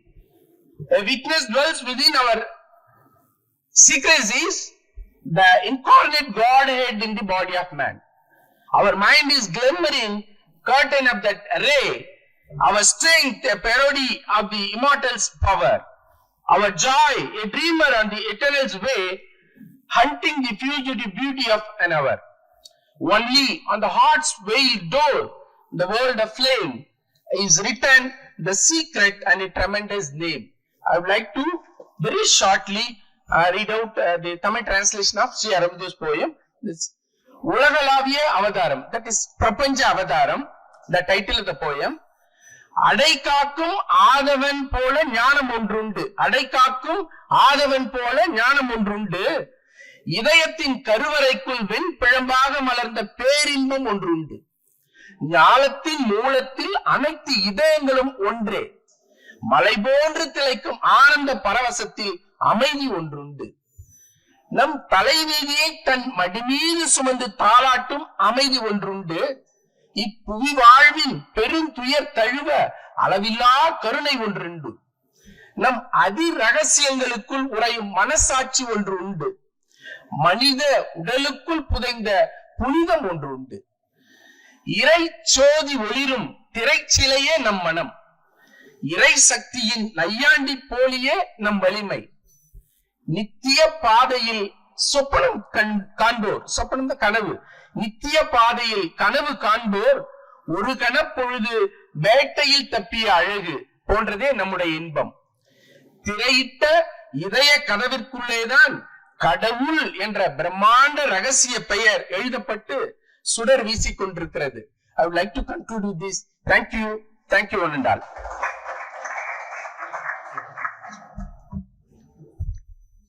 Thank you, Thiru Sundara Murugan ji. He is a good translator and he translated the poem from English to Tamil. So I thank you, sir, and request you to kindly continue the session. Thank you, Tripathy ji. Now I would like to invite the great lover of poetry, Sushmita, to recite some poems of Sri Aurobindo. Thank you. Sri Aurobindo began writing poetry as a schoolboy when he was in England studying in Manchester. That was the beginning. And his first poem, Light, was published in Fox Family magazine in Manchester. First time when he was 11-year-old. And since then he never stopped writing poetry throughout his life. Of course, his major works of poetry are all in English. But as he knew several other languages, he studied Greek, Latin, French, German, Sanskrit, even Indian languages. He wrote quite a few poems in other languages, especially in Bengali, as his mother tongue. And you'll be surprised to know, he wrote in Pondicherry Savitri in Bengali. There are 60 lines of Savitri is available in his manuscript. And these 60 lines correspond to the same first canto of his great epic, Savitri. It begins with the dawn, description of dawn, and it ends with the same line, this was the day Satyavan must die. Pranashir Mittudin Eswarana Tarange. That was the Bengali equivalent. So, he has written in Bengali several poems, various subjects, and of course in various rhythm structure, which he knew of Sanskrit. And his Bengali was profusely laden with Sanskrit words. And when he was writing Bhavani Bharati, his well-known poem Bhavani Bharati on Mother India, at the same time, he wrote another piece developing the same theme, the Mother India awakes in Bengali. Jagilam Janani. As it is full of Sanskrit words, I think that some of you may understand. Of course, it's very difficult Sanskrit, but it is resonant with the power of rhythm and the verse, like a mantra awakening the youth of India to awaken to the need of the motherland at that time. Because the whole thing is, whole subject is that Mother India is besieged by the Asuric power and force, and the Mother Kali Bhavani Bharati awakes to call to the children of Bharata to awaken and vanquish the enemies. So this is the theme of the poem, and it starts with, I say in gist in English, it is dark and deep night. The world was asleep. Not a sound of footsteps of animals and no sound of birds. And even the sea, ocean, stopped rolling its waves to the sand. Even the stars were not twinkling in the clouded, heavily laden, clouded sky. At this moment, with a terrible cry, Mother awakes, Mother Kali awakes. That is the description he gives. But why Mother was awakened? Who called her? When the world was asleep, who called Mother India for the awakening in such a deep and dark night? In the poem he says, not all were not asleep, but there were very few devotees of the Mother. They were awake and alert. With their aspiration, prayer and invocation, they woke up whole night in aspiration, and then Mother woke with their aspiration. So, and then I read a few lines in English translation. After that, I read to you the Bengali one. It is midnight. The world is asleep in silence. The earth is asleep in the lap of darkness. Asleep are the heavens, breathless the wrathful winds. I give only the few lines. Then the Mother awakes. The Mother awakes with a terrible cry. The Mother awakes, opens her frightful eyes as to a pair of suns. In the night, whose is the silent prayer that has awakened the Mother to rise with a terrible cry? The mighty Asura, proud and cunning and overpowering, has besieged the earth. Suddenly a terrible cry is heard, the cry of the Mother. Suddenly, like the roar of hundreds of oceans is heard, the voice of the Mother. To awaken her sons, called aloud the Mother like a thunderclap. With a grieving, heaving heart, was there none awake in the darkest of night for the sake of the Mother? A few only with saffron robes covering their bodies sat in the temple with a bare sword in hand. Devotee of the terrible Mother, to anoint with their own blood the Mother's feet. Wakeful they passed the night, hence rose the Mother. With a mighty thirst, in wrath awoke the Mother. With a lion's roar filling the universe, with a lion's roar filling the universe, awoke the Mother to awaken the world. Who art thou at this dead of night, swinging the Triton heads in thy hands? Thou sprayest rain of blood over the hand. Thou sprayest rain of blood over the land. The two eyes are like hearths of fire. Fearful is the Mother. Shaking the earth, she roams about. With a loud roar, arise, arise, Thy voice rises to chase all sweet indolence. It is our mother. It is our mother. Arise, arise. A violent voice calls gods and titans and men all. A cruel roar here, a high cry of joy there. It is my mother. In the midst of storms and battle, sword crashes against sword, body to body resounding, fire rings and rustles about in the fight, the skies are deafened. When shall we know the mother?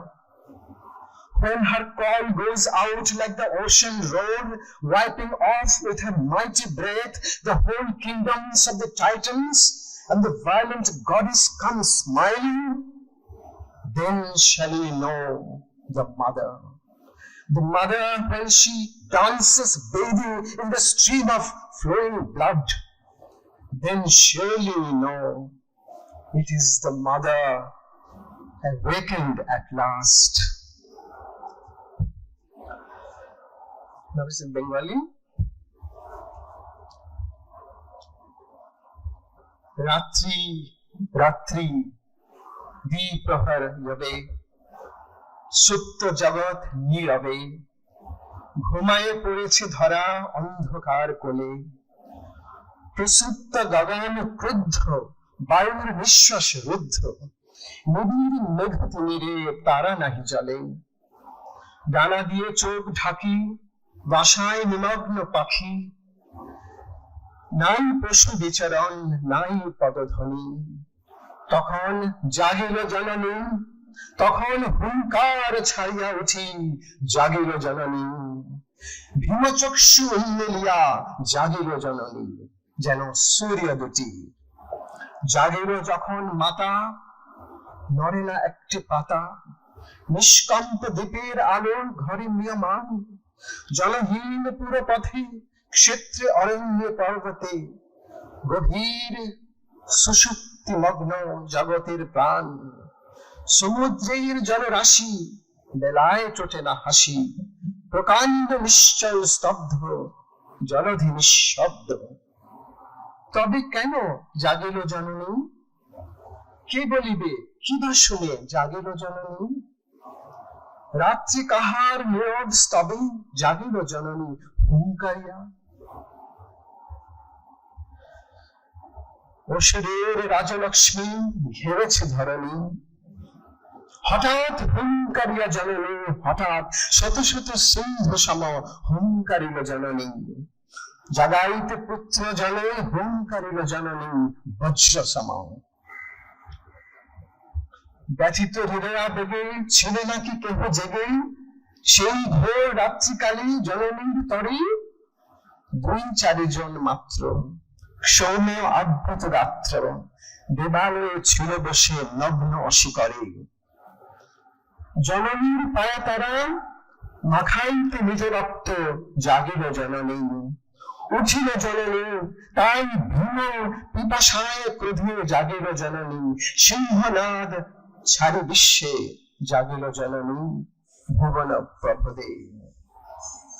অট্ট হাসি মুখে ছুটে, বিদ্যুৎ নয়নে ছুটে, মার রুধিরাক্ত ক্রোধ কুসুম ভিসাই, দৈত্য মুন্ড দয় করে, দুলাইয়া ক্রোধে ভরে, করেছে জননী উঠি ভীম আহ্বান। কে তুমি গভীর রাতে, দৈত্য মুন্ড ঝুলে হাতে, দুলাইয়া কর বেশে রক্ত বরিশান, অগ্নিকুণ্ড নেত্রদয়, জননী করিছে ভয়, ধরাতল কাঁপাইয়া কর বিচরণ, ওঠো ওঠো উচ্চ নাদে, মধুময় অবসাদে, তারাইতে কর কণ্ঠধ্বনি, এই যে মোদের জননী, যমনেত্র জলে ভালে আইল জননী, নিমন্ন ঝনঝন নাচে তালে তালে আসিছে জননী। ওঠো ওঠো ওঠো রবে, দেবদত্ত নরসবে, উঠিছে গরজি কেহ কারো হর্ষধ্বনি, এই যে আমার জননী। মধ্য ঝটিকার মাঝে অসি অসি করে বাজে, অগ্নি বৃষ্টি ছুটে জানে আকাশ বধির, উগ্র রবি ফাটে কান পৃথ্বী দোলে, বহে বহে রক্ত যেন শ্বেতস্বতী নীর। কবে চিনিব মাকে, সিন্ধু সম যাবে ডাকে, উড়াইয়া ভীমশ্বাসে দৈত্য রাজ্য চণ্ডী হাসে। তখন চিনিব জননী, যখন রক্ত নদীর স্রোতে নাহি নাচেছে জননী, জানিব নিশ্চয়ই তবে জেগেছে জননী। Thank you so much, Sushanta. You introduced the greatest poem, Awakening Mother. Thank you so much. Very happy. Thank you. I would like to invite next Hanshu Sinha, the greatest youth, having the intention to introduce Sri Aurobindo's thoughts among all the people in the world. Very happy. I would like to request you to recite your poem.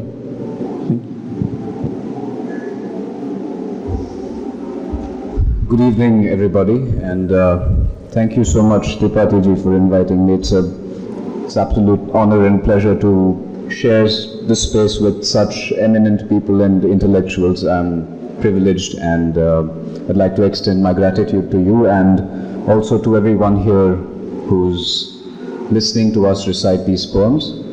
I am going to be reciting a poem which I myself read for the first time, to be honest. It's a poem in French written by Sri Aurobindo, which I don't think he published during his lifetime. And I will do my best to read it and translate so that everybody can understand what is being said, though I cannot guarantee the authenticity of my translation because the language is quite dense, and I will do my best to share my insights with you. So please kindly bear with me, and I hope you enjoy the recitation. So the poem is called Lorsque rien n'existait, which means while nothing else existed. Lorsque rien n'existait, l'amour existait. Et lorsque ne restera plus rien, l'amour restera. And so he says that while nothing else existed and nothing at all, love existed. And while nothing will ever exist in the future even perhaps, love will continue to exist. Il est le premier et le dernier, il est le pont de la vérité, il est le compagnon dans l'angle du tombeau, il est le lierre qui s'attache à l'arbre et prend sa belle vie verte dans le cœur qu'il dévore. Love is the first and the last. It is, or he is, the bridge towards the truth, or he is the bridge to truth. He is the companion in the corner of the tomb. He is the ivy that attaches itself to the tree and consumes the green life that flows in it. The ivy that attaches itself to the tree and consumes the life of the tree in the heart that devours it. C'est pourquoi, ô mon frère doué d'intelligence pure, qui te dirige dans la voie par le tamarin de la direction, qui pénètre le sens caché des choses par ton cœur, qui prépare pour toi-même le jujube de la solitude et la thériaque du courage supérieur, qui fréquente dans la solitude la divine maîtresse, invisible et si visible, dominatrice des deux Orients et des deux Occidents, la divine amie. Ô toi, dont l'oreille n'est pas dure, qui saisit le son du cri aigre de la porte, du bourdonnement de la mouche, de la marche des caravanes, du mouvement de la nuée matinale, du ciel entrouvert devenu la rose, répond « Qu'as-tu compris à la voix du luth et de la flûte ?» So the language is very lyrical, however the meaning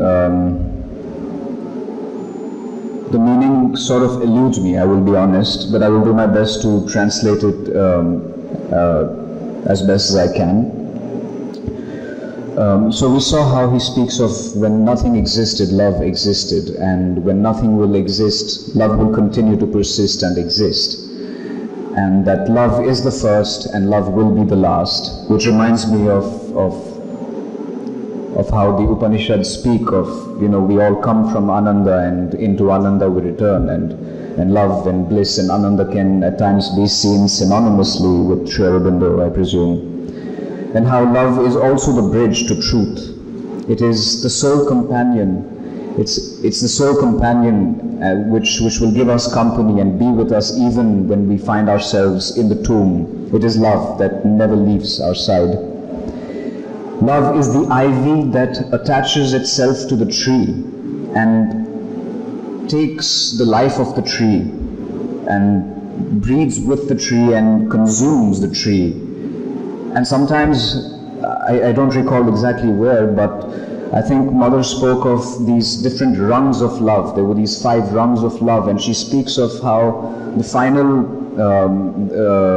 culmination of that kind of love was when, and please someone can correct me if I'm wrong, but when the deer sees the tiger and is all ready to surrender, and it's an act of love which is ready to surrender, even in such a vile and apparently vile, quote-unquote vile and violent act, there is love that informs this action, even in the devouring. And so that is what I'm reminded of when I read this line, this ivy which is attaching itself to the tree and feeding off the sap of the tree.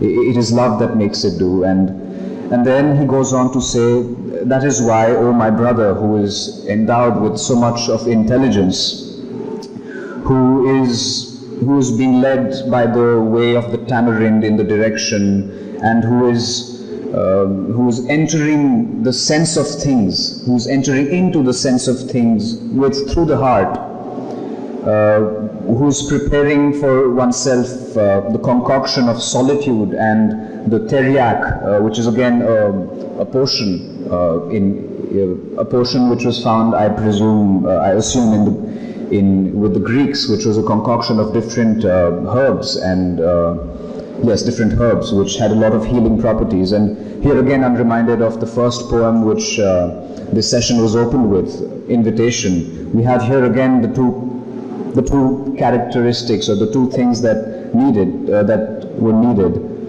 Solitude and courage. We can see stark must he be and a kinsman to danger. So the starkness can be seen as an aspect or a different version of solitude, and a kinsman to danger is nothing else but courage, right? So here again we see that thought being iterated, and it's a poem which was written during 1914 to 1920. So we still see how Sri Aurobindo is looking and valuing these two principles of solitude and courage. And it is only with these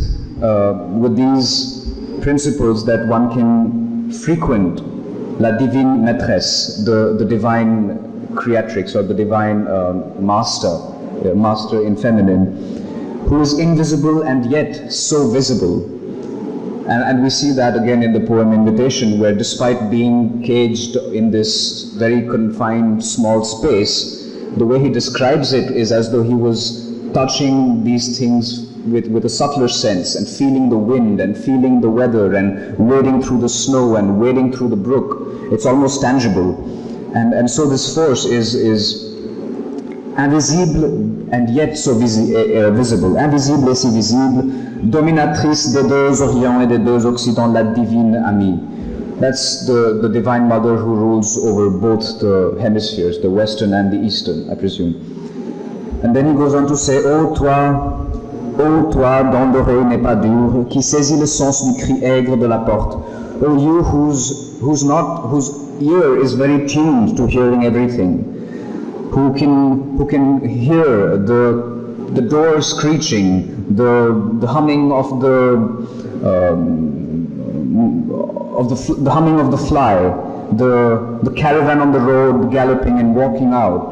You who so tuned to things external, and not only external, but who can feel and hear the movement of the dawn coming in and the night coming in, and how the sky opens up to become the rose in the morning. You who so tuned to hearing things tangible, visible, and yet also not visible, reply, what have you understood of the voice of the Qu'as-tu compris à la voix du luth et de la flûte? What have you understood the ways of that which is, not sure of the word luth, but the ways of the flute, which is, what have you understood of the ways of the divine? I'm sorry if I wasn't very clear, but this is the best I could do with this poem in such short notice. Thank you so much for bearing with me. Congratulations. Thank you. Since he is an Agmark, that is a brand new youth, he has chosen the poem of love from Aurobindo. Very happy to hear that love beginning is love and end, there is no end to love, love is eternal. Thank you. Thank you so much, sir. I would like to invite Dr. Bikash Das to recite some poems of Sri Aurobindo. Actually, he is in the field of culture and exchange of culture, and he would like to introduce the good culture to the nation. Happy to invite you, sir. Please. Thank you, sir. Thank you. With all the blessings of the Mother and Sri Aurobindo, today we all are present here with the blessings of these two great souls, and also XuFancheng and Mahakavi Bharatiyar, which has made this great occasion a grand success, which is going to be even greater in September 11th. Thank you all elders who have so much patience. I think past 2 hours everybody is listening. The great poems, the recitations from all famous peoples here, and all the dear friends, thank you for coming today. And my dear friend Kishor Tripathy, he has chosen 2 poems for me, so it is like a joint thing, chosen by him and it will be recited by me. Thank you. Thank you. The first is The Mother of God by Sri Aurobindo. One handwritten manuscript, updated, but in the handwriting in the mid-1940s. It is from the volume 2, The Complete Works of Sri Aurobindo, page 643. A conscious and eternal power is here, behind unhappiness and mortal birth, and the error of thought and blundering trudge of time, the Mother of God, his sister, and his spouse. Daughter of his wisdom, of his strength, the mate, she has leapt from the transcendence, secret burst, to build her rainbow, worlds of mind and life, between the superconscious, absolute light, and the inconscience, vast unthinking toil, in the rolling and rooting of matter sleep, and the somnambulist motion of the stars, she forces on the cold, unwilling void. Her adventure of life, the passionate dreams of her heart, amid the work of darker powers, she is here to heal the devils and mistakes of space and change the tragedy of the ignorant world into a divine comedy of joy. And the laughter and the rapture of God's bliss, the Mother of God is Mother of our souls. We are the partners of His birth in time. Inheritors, we share His eternity. The second poem is on immortal love, poems from Ahana and other poems, volume 2, the complete works of Sri Aurobindo, page 207. If I had wooed thee for thy color rare, cherished the rose in thee, or wealth of nature's brilliance in thy hair, O woman fair, my love might cease to be, or had I sought thee for thy virtuous youth, and tender, yearning speech, thy sweet compassion and deliberate truth, O heart of truth, time might pursue, might reach, but I have loved thee for thyself indeed, and with myself have snared, immortal to immortal I made speed, change I exceed, and am for time prepared. Thank you. I will not dare to translate these poems.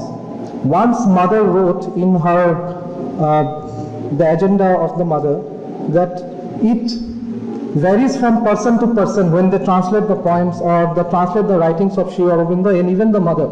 It depends upon the perception of different peoples, So if I translate, according to me, it is right now it is for one is about our mother nation, which was the first poem.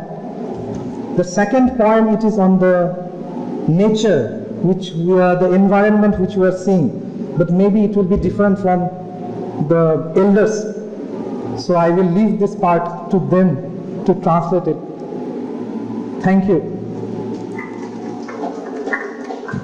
Thank you so much for your poem, Mother Goddess.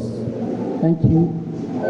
In this poetry recitation session, the last but not the least, Dr. Kishor Kumar Tripathy.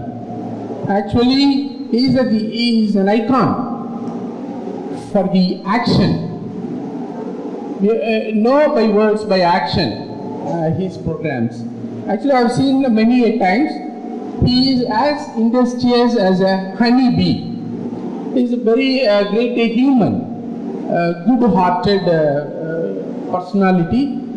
He has worked in many positions in Sahitya Academy. Actually, a person who is working in the cadre of a deputy secretary in Sahitya Academy will never quit the job from there. But with the love and affection of mother and Sri Aurobindo, he has quit the job there in the government from the very great cadre, and he joined here in Sri Aurobindo Society. He is a man of principles, hard worker, very good human. I would like to introduce with few words. He obtained a doctoral degree from Utkal University, Odisha, and his interested subjects are Sanskrit, indigenous knowledge system, Indian art, culture and heritage. He has worked in Sahitya Academy and other related concerns in the Ministry of Culture, in the field of language development, cultural heritage management and publication of fundamental scriptures on Indian arts and culture. He was a member of editorial board of Ladakh Review, Center for Research on Ladakh, Socrates Almanac UK, editor, Loka French Journal of Indology and Indian Correspondent Division, Pro Culture Magazine, Bosnia and Herzegovina. I would like to invite Dr. Kishor Kumar Tripathy to recite some poems. I congratulate you, sir. May God bless you with everything as you wish, with the wishes of Sri Aurobindo and Mother. Thank you, Ji. Thank you, Thiru Sundar Murugan ji. He is just like my elder brother. So when I was planning this session, this poetry recitation, and when we read the writings of the great people like Sri Aurobindo, the mother, the Subramania Bharati, actually my guru is my mother. When I was searching for a guru to find how to proceed in this path, I found my mother as my guru. One day I told my mother that we visited a lot of pilgrimages in the Tirtha Sthanas in different parts of India, but I feel you are the guru, and today I am invoking as my guru, and please bless me. So when we read all these writings of the great people, we find a different kind of sensation and vibration is there. In any languages, there are 6,000 languages being spoken in all over the world. You take any of the languages, it's not about the most auspicious of the English or Sanskrit or whatever languages. You go to the tribal areas, like some of the unrecognized languages, the Haldar Naik, the poet, you will see what kind of vibration expresses through the language. It is the emotion which expresses through the language. So when I was planning for this poetry recitation session, why don't we join? आप लोग थोड़ा आगे भी आ सकते हैं, please. It's a very auspicious time now that we are celebrating these things, please. So I thought we are focusing on different languages like English, Bengali, French, Tamil. And I thought my role is just like a little squirrel. When this Rama Setu was going on, a little squirrel was doing something little. So I thought I will also recite some of the poems of Sri Aurobindo and Subramania Bharati. I have selected some of the poems of Sri Aurobindo's writings from the Bhavani Bharati, although it is a very long poem, but I will focus on selected slokas. Bhavani Bharati is one of the great poems of Sri Aurobindo, where he invokes the Mother India as the Mahashakti. If we read that particular poem from the start, from the beginning to the end, like a different kind of sensations or vibrations comes. Like the examples. Uttishta deviti pipashuramba dadvana ratro nagare vitare seyam sananirajanita nishram babho samapurvam manashim charya. Arise, give. The mother's thirsting call resounded through the night in the starless city. Thundering, the noble goddess, filled with the presence, the night's blackness and the hearts of men. Matasmi bho putraka bharatanam shamatanam vidasapriyanam shakto nayan putra vivivakshaha Kalo pino nashayatum yamoba. I am the mother, O child, of the Bharatas, the eternal people beloved of the gods, whom neither the hostile fate, nor time, nor death has the power to destroy. Uttishta bho jagruhi sarjaya agni shakshadvi tejo asi parasya Saurehi Bhakshya sthite neva sanatanena shatrun hutashena dadannatasva. Arise, awake, leave your rituals, fires. For you are the incarnate luster of the Krishna, the Supreme. Go forth, consuming your enemies with the fire that dwells eternal in your breast. Again shown on the right. Yesham sadevatmavali pravrittaha shura mahantah pramukha kularthe shomya karali bhavati prajanam raktena kuscha vinhanti shatrun. Wheresoever are great heroes and the leaders engaged in continual self-sacrifice for the good of their race, towards those nations does Kali go gracious, nourished with blood, and thus she crosses their enemies.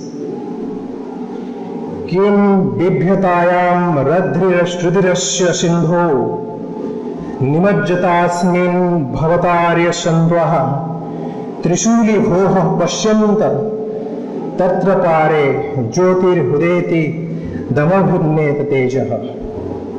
Who do you fear, O Aryans? Plumb into the sea of blood, so that you are the maid of iron stuff indeed. Lo, there on the further shore see a light arise, inviolable in brilliance and armed with the trident. समाधि धीरा हिमभूत देहा युगानेकानि हिमाद्रिकटे ये योगिनो Bharat गोप्तृ रूपान्ते तुष्टुस्ताम सुदिता महान्तः. On the Himalayan summits stood fast in meditation, their bodies turned into ice, the great yogis who thought numberless ages have guided India's destiny praised her with joy. Saktihi parakotishu manavanam manyudhitanam bhavavi prabuddha aryan vipannatavartirya pashi yuge yuge yuddhasya aryamatah. Thou art the supreme power awakening millions of imprisoned men. Incarnating thyself, thou preserves this noble people with it is fallen into distress. From age to age thou fightest, O mother of the Aryans. Shanatanim Devi Shivasya Purvam Bapushvidam Dharayashe Yuvatyaha Tubhyam Namastubhyam Aditya Mataha Shomya Madamba Pranateshu Bhime. Thou art ancient, O goddess, before Shiva thou west. You thou wearest this form of a maiden, salutation to thee. O beginningless mother, be gracious, O terrible one, to those who posted themselves before thee. Puratanim bharatam agamanam agachatam cha subatam cha bhumim prachyam pratichyam jagati akhilasya kola halam begaravam shromi. In east and west I hear the cry and the stir of the whole world ascending with praise on its tongue to this country, the ancient mother of the Vedas. Shivasya kashyam nivasanti ye ke sparsena te tasya bhavanti muktaha devyastu punyanya padarpanena sarva arya bhumir jagatopi kashi. As those who dwell in Shiva's sacred city of Kashi are liberated by the auspicious torch of the Lord, so all this Aryan's country where the goddess has set her purifying field shall be the Kashi of the world. Shindhun himadrishya shumumyamana prakashayanti sudridha pratishtha tishtha prasanna chiramarya bhumo Mahapratape bhavato hitaya jagato hitaya. Illumining these rivers and snowy mountains with a most gentle lustre, be firmly established in the Aryan country. Abide forever gracious in the land, O mighty one, for the good of the world. One small poem of Subramania Bharatiyar's. I do not know Tamil, I am learning. So I have taken the translation of Premananda Kumarji, who was translated and the book was published by the Sahitya Academy, was as a part of that.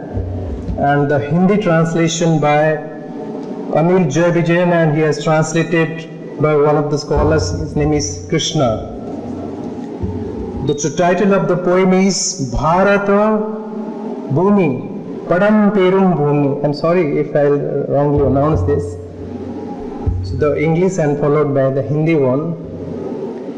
The mighty Himavant is ours. There is no equal anywhere on earth. The generous Ganga is ours. Which other river can match her grace? The sacred Upanishads are ours.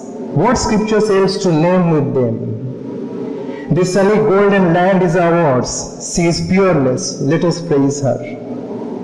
The gallant warriors have lived here. Many a sage has sanctified this land.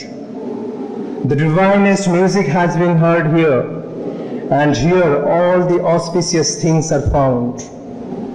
Here the Brahma knowledge has taken root, and the Buddha preached his Dhamma here. O very antiquity is Bharat, she is peerless, let us praise her. Danger shall not scare us any longer, and poverty shall not scare our souls. Self-interest shall not drive us to meanness, and cowardly indifference shall cease forever. Here our land overflows with milk and honey, and perennials is the supply of fruit and corn. Ours is the famed Aryan land of Bharat. She is peerless, let us praise her. This is the English translation. I will use the Hindi one. Just I want to say my feelings. When I was reading this, I just felt that the mother and Sri Aurobindo, Bharati, and some of the unknown souls, although the chairs are empty, like when the satras are going, some discussions are going on, we find some of the souls, the listens to this. This is the eternal spirit of this language, as it results in centuries after centuries, it still lives. The Hindi says, चमक रहा उत्तुंग हिमालय, यह नगराज हमारा ही है, जोड़ नहीं धरती पर जिसका, वह नगराज हमारा ही है। नदी हमारी है गंगा, प्लावित करती मधुरस धारा, बहती है क्या कहीं और भी ऐसी पावन कलकल धारा। सम्मानित जो सकल विश्व में, महिमा जिनकी बहुत रही है, अमर ग्रंथ है वे सभी हमारे, उपनिषदों का देश यही है। गाएंगे यश हम सब इसका, यह है स्वर्णिम देश हमारा, आए कौन जगत में हमसे, यह है भारत देश हमारा। यह है भारत देश हमारा, महारथी कई हुए जहां पर, यह है देश मही का स्वर्णिम, ऋषियों ने तप किए जहां पर। यह है देश जहां नारद के गूंजे मधुमय गान कभी थे, यह है देश जहां पर बनते सर्वोत्तम सामान सभी थे। यह है देश हमारा भारत, पूर्ण ज्ञान का शुद्ध निकेतन। यह है देश जहां पर वर्षी बुद्ध देव की करुणा चेतन। हे महान अति भव्य पुरातन, गूंजेगा यह गान हमारा, है क्या हम सा कोई जग में, यह है भारत देश हमारा। विघ्नों का दल चढ़ जाए तो उन्हें देख भयभीत न होंगे, अब न रहेंगे दलित दिन हम, कहीं किसी से हीन न होंगे। क्षुद्र स्वार्थ की खातिर हम तो कभी न ऊंचे कर्म करेंगे। पुण्य भूमि यह भारत माता, जग की हम तो सीख न लेंगे, जग की हम तो भीख न लेंगे। सॉरी। मिश्री मधु मेवा फल सारे, देती हमको सदा यही है, कदली चावल अन्न विविध अरुक शिर, सुधा न लुटा रही है। आर्य भूमि उत्कर्षमयी यह, गूंजेगा यह गान हमारा, कौन करेगा क्षमता इसकी, महिमामय यह देश हमारा। So with these few words, I've tried my level best to just convey the sacred words which was poem's message. And when we talk about the poems of Sri Aurobindo and Sri Aurobindo Bharati, and when it was the pre-independence time, the kind of national spirit was there. Just like this message was there, and the whole nation was sacrificing, we are ready to get the freedom. The kind of spirit is there in the freedom. So with these few words, my salutation to Maharshi Aurobindo, the mother, and Mahakavi Subramania Bharatiyar, and Namaste, thank you, and Nandi. Thank you, Ji. Very good poem. Introduced by you, super fantastic, and you tried to recite your poem in Tamil also. I appreciate your ability also. Actually, Subramania Bharatiyar and Sri Aurobindo had lot of similarities, but one and only very important similarity is that both of them were fought for independence. They are fighting for independence through many ideas, and not only that, they come over from other state to Pondicherry, where French ruled here. From British ruled place, they have come over here, and from here they fought for the freedom of India. That is the first and foremost similarity between Mahakavi Subramania Bharati and Sri Aurobindo. Another one is that they are the brilliant intellectual literary people. They have contributed a lot to literature. He contributed to English, Bengali literature, Sri Aurobindo, and Bharati has contributed Tamil literature. It is very, actually one different, Thiruvallavan very firmly said that right from 1910 they have met here, and previously even though they met there in Surat Congress in Bengal, both of them have met here again and had thick friendship, have both of them. But during the year of 1918, thereafter they did not meet, for which they have, another reason is that, so both of them fought for freedom, and this is the finest day that we praised them, and we brought out their poems here, and we introduced the same to the generation, new generation. Even he told some stories about Sri Aurobindo. I did not read it. Many poems I did not read it out. Now I came to understand Sri Aurobindo has written a lot about all the fields. Thank you so much for having given an opportunity to be here, Tripathy ji, and all other organizations which collaborated here, and Sri Aurobindo Society as well. Thank you one and all. Muruganji and the other those who have presented their pens. Now we will have a cultural program, so please join us for Hapana. This is a very auspicious time for us, and your presence is. Thank you so much. So we will have a small musical performance program, so please join us for this. Before start this, I would like to introduce today's our artist, Dr. Dharmoji.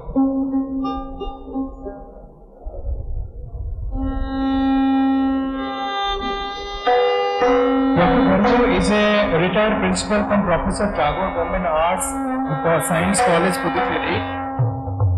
Professor Dr. A. Dharmu learned music from the Vidwan Dandapani, Veena Vidwan Hema from Karaikal, and Balan Master from Thalassery, Kerala, and also improved his vocal techniques from Sangeeta Bhushan, Kamaraja, Annawala University, Chidambaram.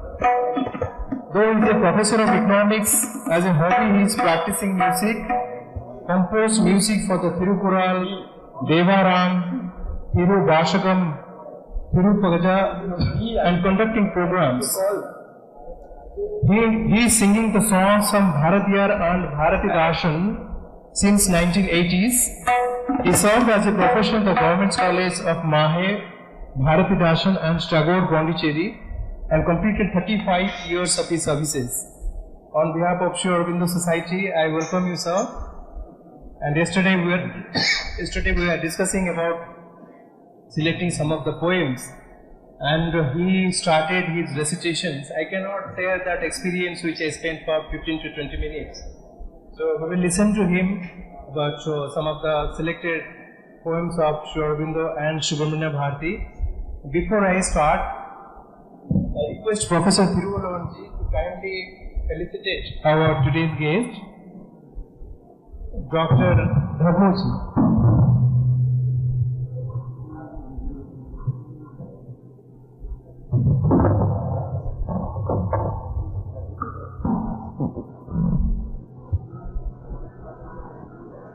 My music master, BBC Assam, ADC Mandan, that's what the category I used to do.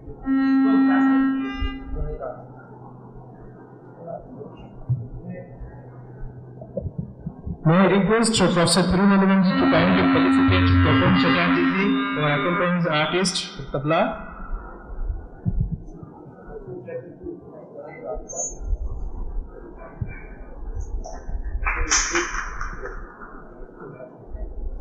And also to the violin, Durai Rajan ji.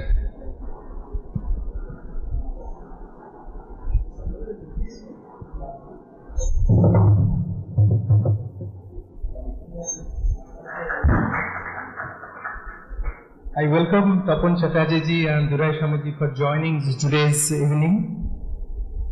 And Dr. Dharma will recite some of the poems from Sri Aurobindo and Subramania Bharati. The first one is the choral, the Tamil translation by Sri Aurobindo.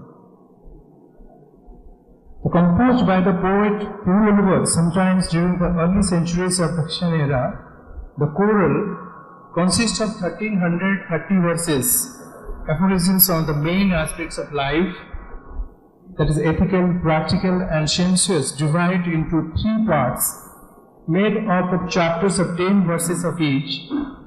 Around 1919, Sri Aurobindo translated the first chapter in a different order from the original, and the first translation is Alpha of all letters, the first, of the words, the original Godhead in the beginning. So may I request Professor Dharmaji to kindly start the presentation, please.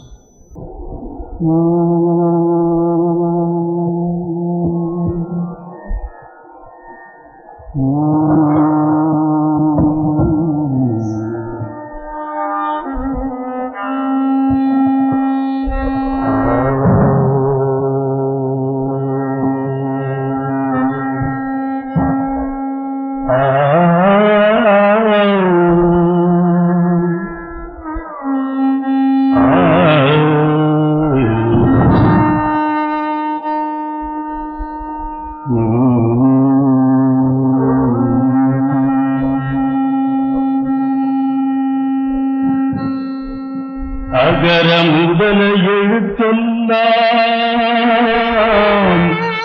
ஆதி பகவன் முதற்றே. அகர முதல எழுத்தெல்லாம் ஆதி பகவன் முதற்றே. சத்யகநாராய பயனில்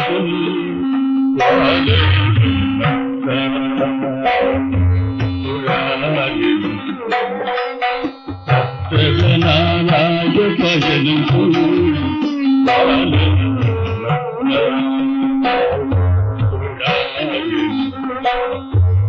அகர முதல எழுத்தெல்லாம் ஆதி பகவன் முதற்றே.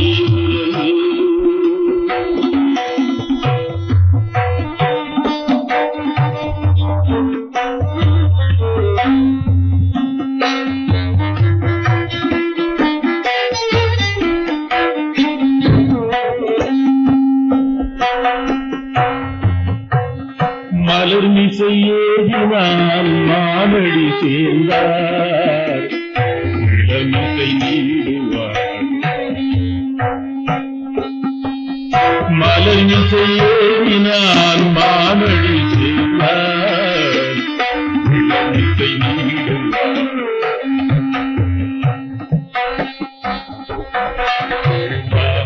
யானடி சேர்ந்தார்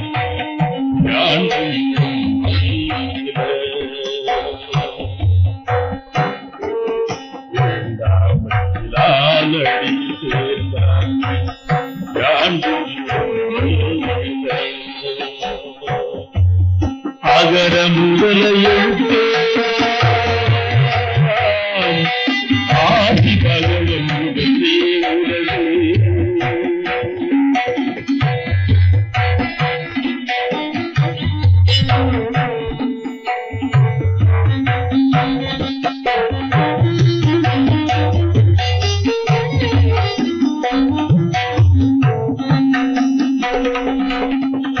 இருஞ்சேர் இருவினையும் சேராய் இறைவன்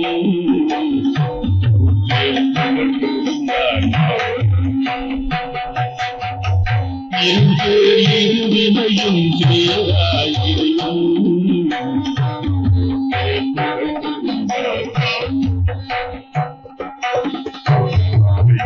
ஐந்தான்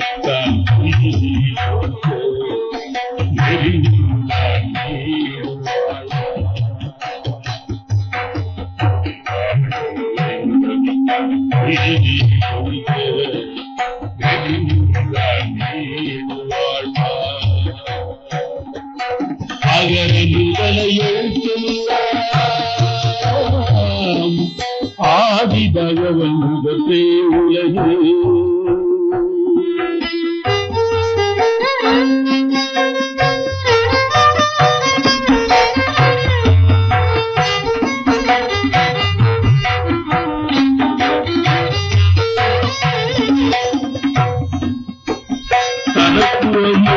இல்லாதான் தாழ் சேர்ந்தார் செல்லார் மனக்கவலை மாற்றல். தனக்குவமை இல்லாதான் தாழ் சேர்ந்தார் செல்லார் மனக்கவலை மாற்றல். அறவாழ் அந்தணன் தாழ் சேர்ந்தார் செல்லார் பிறவாழ் நீந்தலறி. அந்தணன் ஆள் சேர்ந்தார் செல்வார்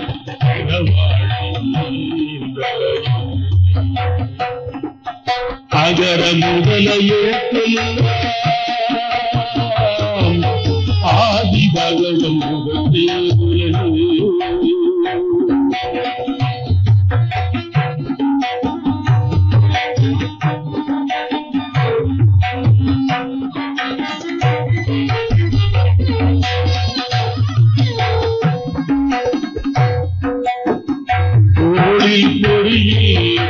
குணமிலங்கியும் குணத்தான் தாழை வணங்காதலும்.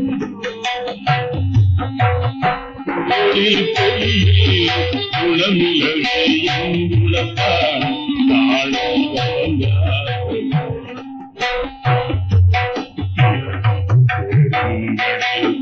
நீந்துவர் நீந்தா இறைவன் மனிதரானா.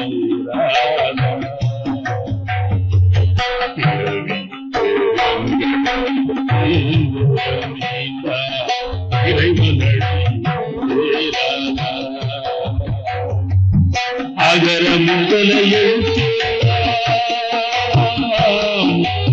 ஆதி பகவன் அதனாலாய பயனுக்குள்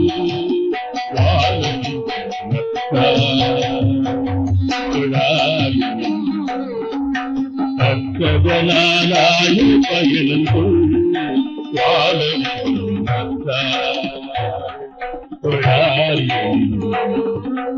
அகர முதல எழுத்தெல்லாம் ஆதி பகவன்.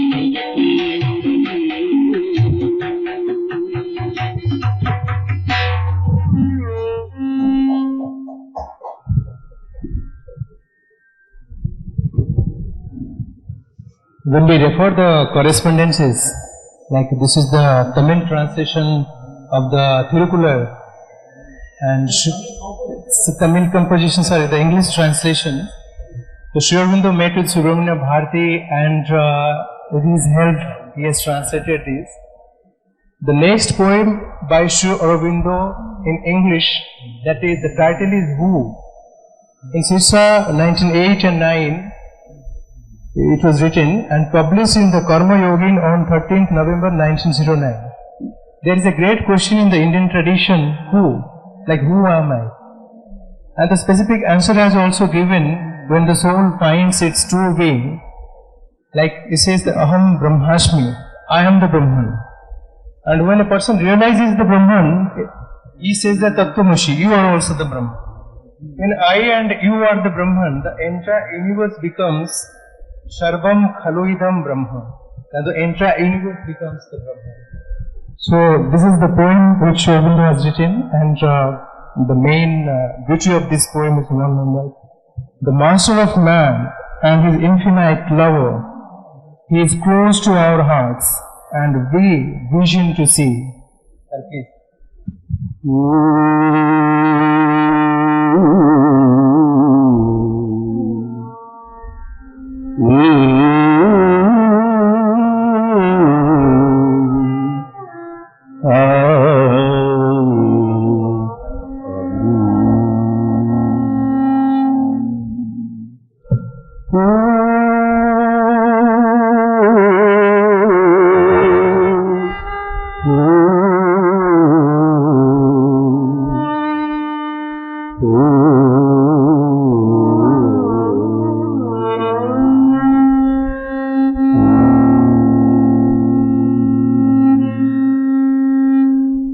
the blue of the sky, in the green of the forest, in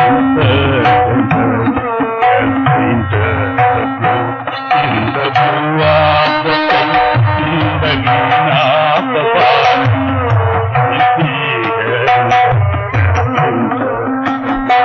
when the winds are in the womb of the earth, when the winds are in the womb of the earth, who shall see thousand under them? Who shall see thousand under them? In the blue of the sky, in the green of the forest,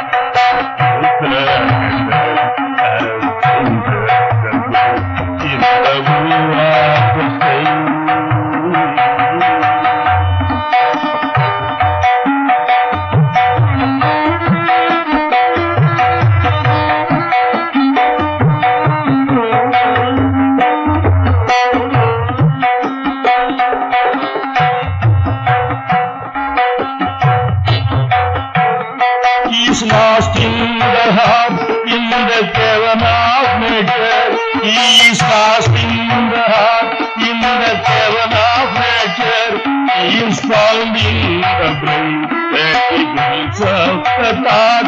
He is found in the brain, where he builds up the thought. The pattern and the bloom of the flower is over in the pattern and bloom of the flower is over in the luminous tower. Stars is dark in the luminous tower. Stars is dark in the blue of the sky.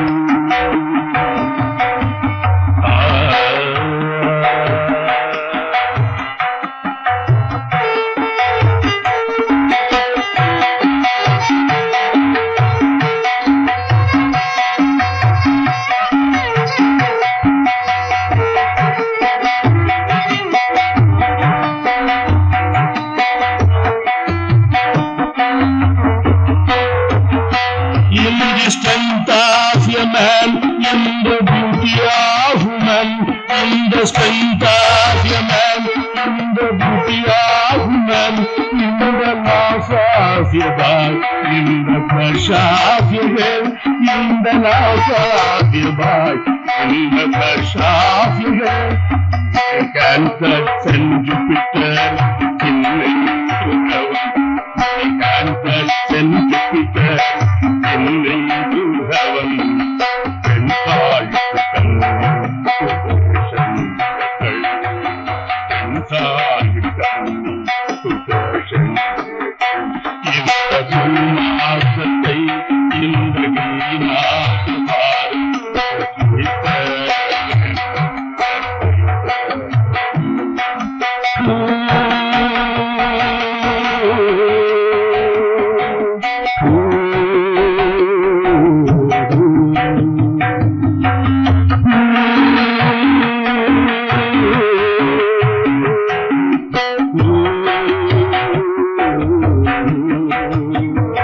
these are his words and his ways and his shadows. These are his words and his ways and his shadows. But where is he then? By what name he is known? But where he is then? By what name he is known? Is he Brahma or Vishnu? Is he Brahma? A man, a woman, body or bodiless, in our alone, in our alone, in our alone. In the blue of the sky, in the green of the forest, in the blue of the sky, in the green of the forest.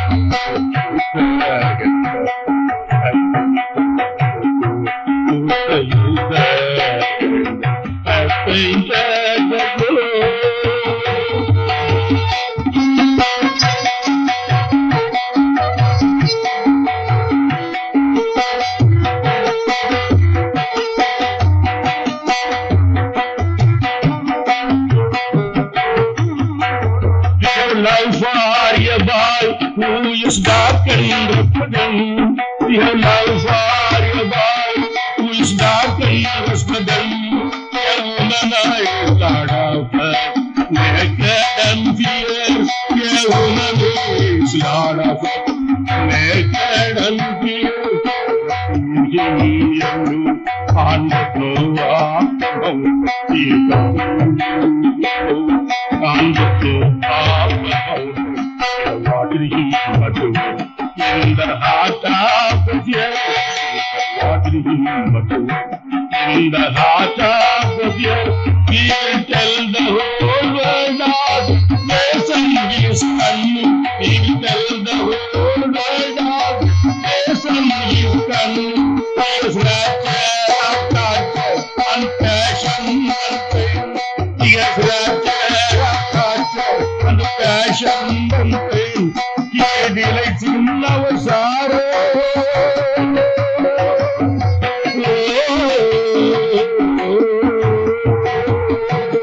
He delights in our sorrow and delights us to weep. He delights in our sorrow and delights us to weep.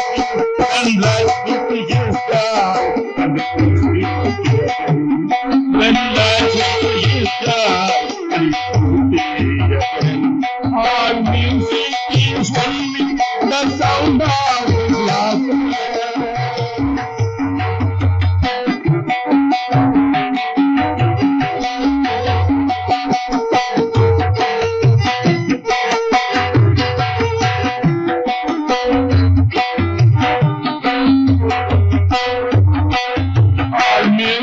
Is only the sound of his laughter. All beauty the smile of his passion. All beauty the smile of his passion. Our eyes are his heartbeat, our rapture the pride. Our eyes are his heartbeat, our rapture the pride. Our Radha and Krishna, our love is the key. Our Radha and Krishna, our love is the key.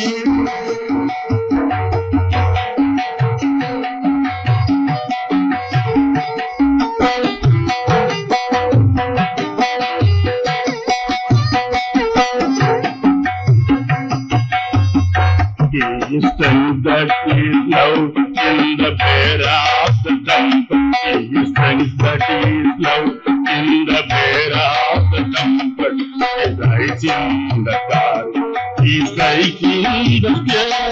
He rides in the car, he is striking the spears. He prays without sin and is full of compassion. He prays without sin and full of compassion. He was of the world and its ultimate end. He was of the world and its ultimate end.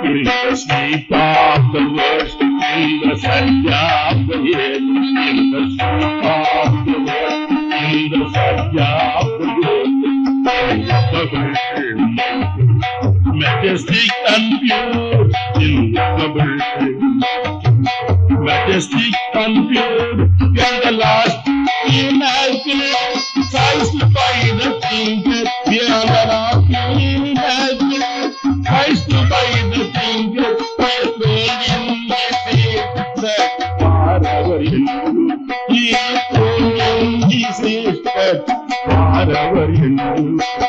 Master of man and his sinful life to love, Master of man and his sinful life to love, goes to our God, he vision to, he goes to our God, and we vision to, we are blind with our pride, and the pomp of our passion, we are blind with our pride, and the pomp of our passion, we are bound in thought, where we hold our peace. We are bound in our thought, where we hold our peace.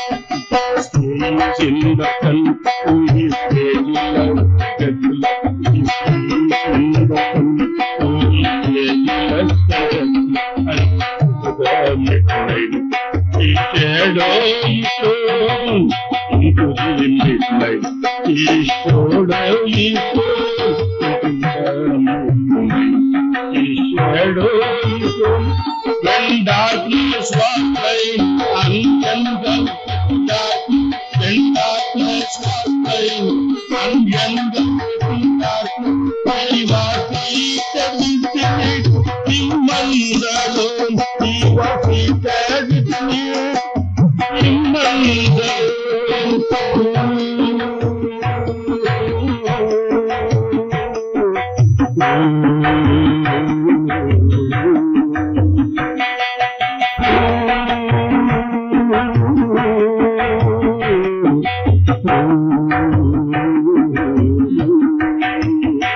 In the blue of the sun, in the green of the forest,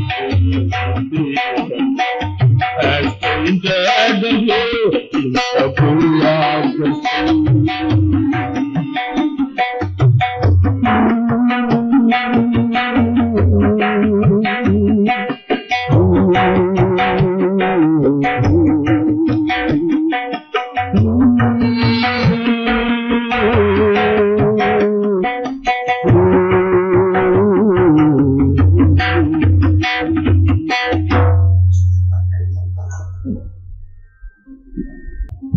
The next song is Vande Mataram by Subramania Bharati in Tamil.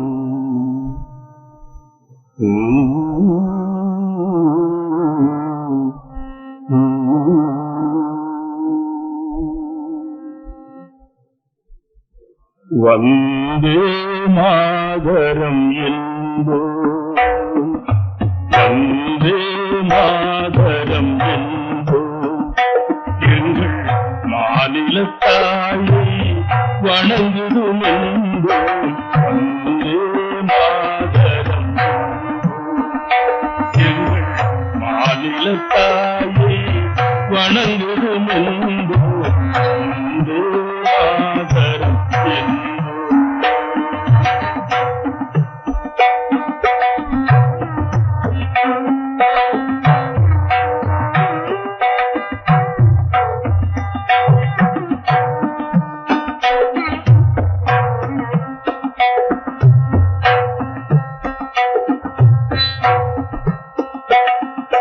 ஜாதி மதங்களை borrow உயர் ஜன்மம் தேசத்தில் எய்தினராயும் ஜாதி மதங்களை borrow உயர் ஜன்மம் தேசத்தில் எய்தினராயும் வேதியராயும்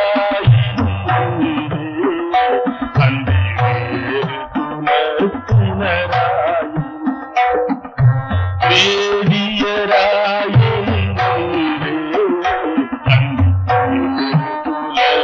குலத்தினராயும் Vande Mataram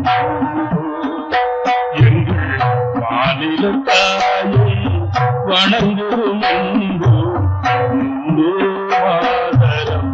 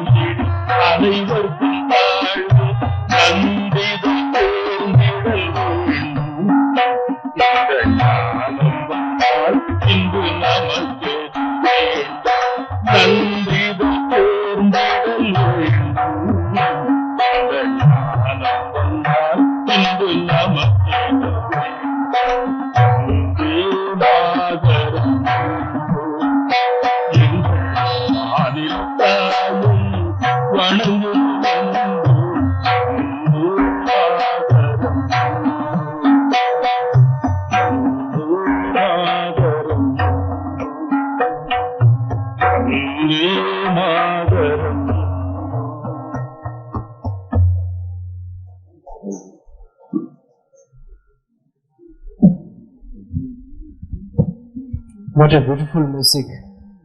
And the language matches the music, it creates something different things. So the next one is Kali Neelam Vendum, one of the Tamil poems written by Mahakavi Subramania Bharatiyar. It is basically, especially a song in which the poet asks the Supreme Power, the God, to bless him with an ideal home in exchange for his verses. Please, sir.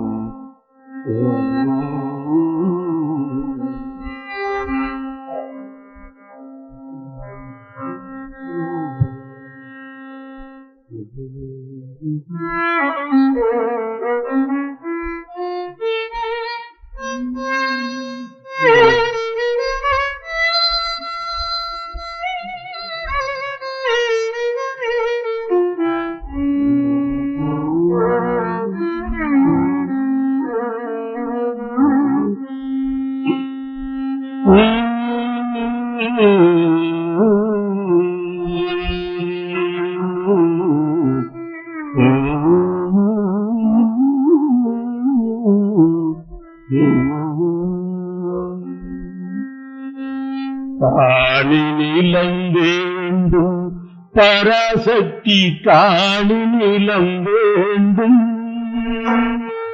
காணி நிலம் வேண்டும், பராசக்தி காணி நிலம் வேண்டும். அங்கு தூணில் அழகினதால் அன்மாடங்கள் பிரிய நிரப்பினதால், அங்கு தூணில் அழகினதால் அன்மாடங்கள் பிரிய நிரப்பினதால், அந்த காணி நிலத்திடையில் ஓர் மாளிகை கட்டித்தர வேண்டும். அந்த காணி நிலத்திடையில் ஓர் மாளிகை கட்டித்தர வேண்டும். அங்கு கேணி அருகினிலே என்னை மரம் கீற்றும் இளநீரும், அங்கு கேணி அருகினிலே என்னை மரம் கீற்றும் இளநீரும்.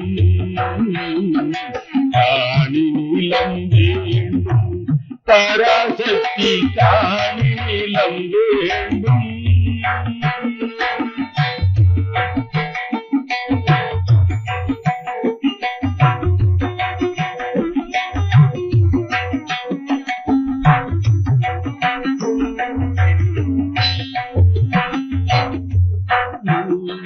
பத்து பனிரெண்டு தென்னை மரம் பக்கத்திலே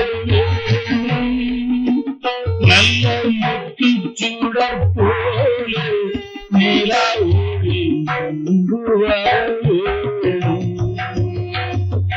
பத்து பனிரெண்டு தென்னை மரம் பக்கத்திலே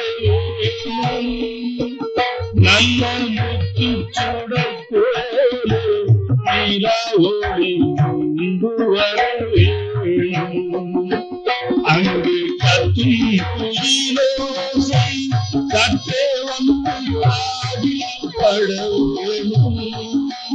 அங்கு கத்தி குயிலோசை கற்றே வந்து பட வேணும்.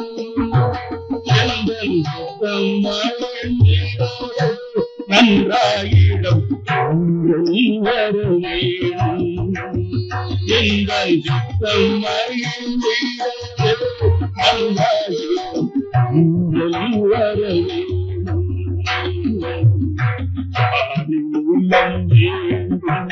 பராசக்தி காணிலம் வேண்டும்.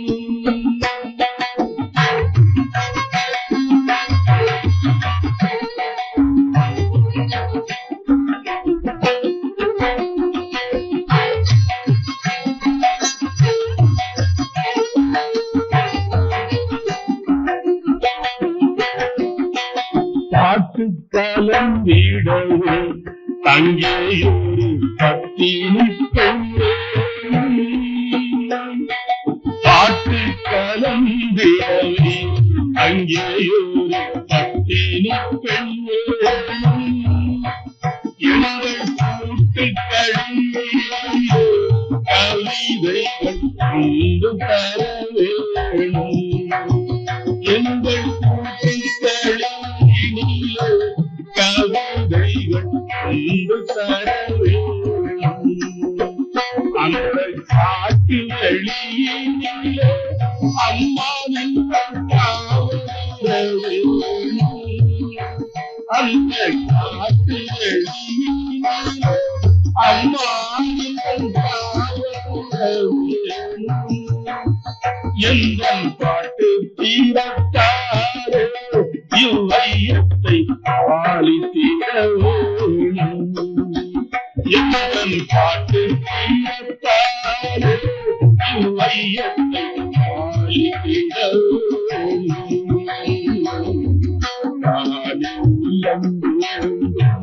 பராசக்தி காணிலம் வேண்டும்.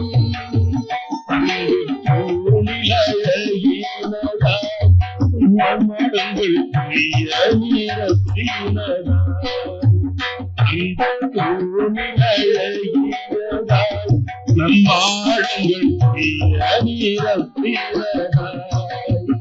அந்த காணிலத்திரை ஓர் மாளிகை கட்டித்தர அங்கு தென்னை மரம் ஈட்டும் இளநீலம் வேண்டும். பராசக்தி காணும் நிலம் வேண்டும்.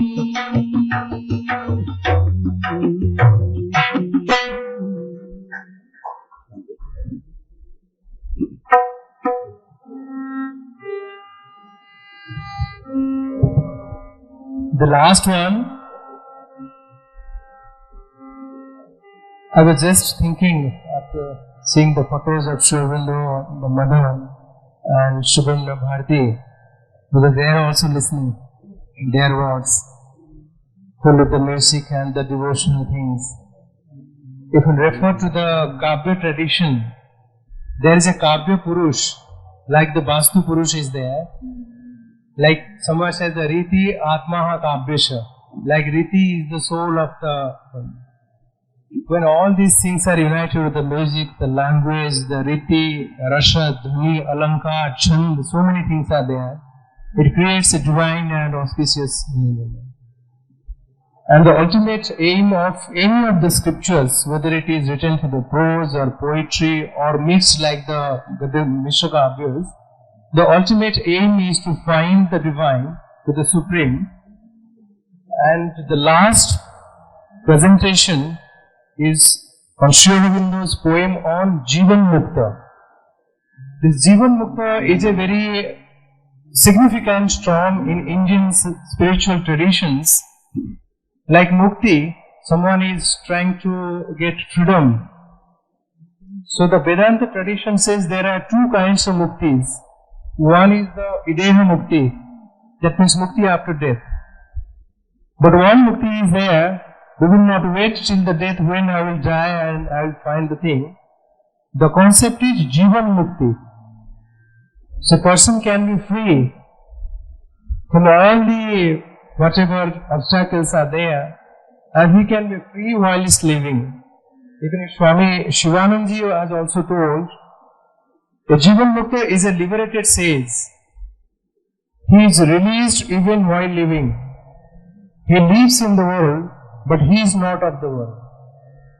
He always reveals in the eternal bliss of the Supreme Self. He has no identification with the body and the senses. This poem was written by Sri Aurobindo on 13th April 1934. There are 4 handwritten and 2 typed manuscripts. The typed manuscripts are dated 13th April 34. The poem was published in the Calcutta Review in June 1934. One of the creams of this poem, which we are going to listen to the melodious voice of Dr. Dharma, to one whose soul enjoys for his high possession, infinity and the simplicity, all is his guide and beloved and refuse. So, a musical offering in the lotus field of feet of Sri Aurobindo and the Divine Mother and Mahakavi Subramania Bharati. Please.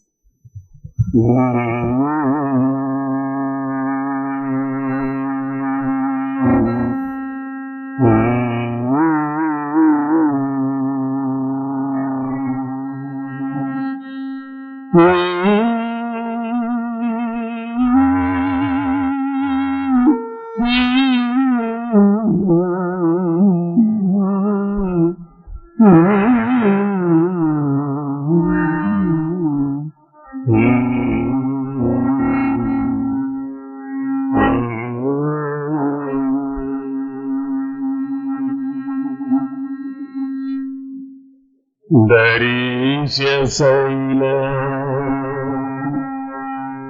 greater than any known, to yet motionless in the soul.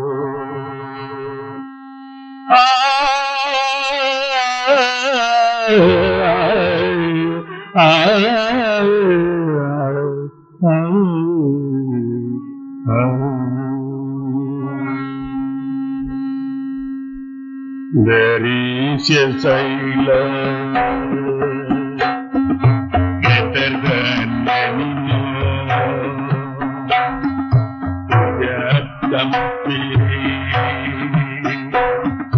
motionless in the soul. There is a silence better than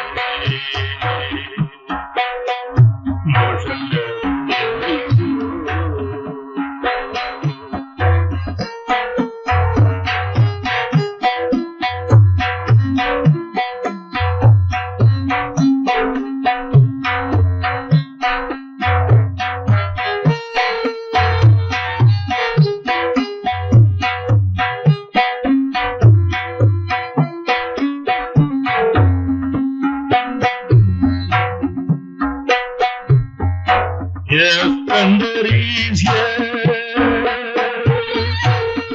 Refuse to kill the earth and say, yes, thunder is here.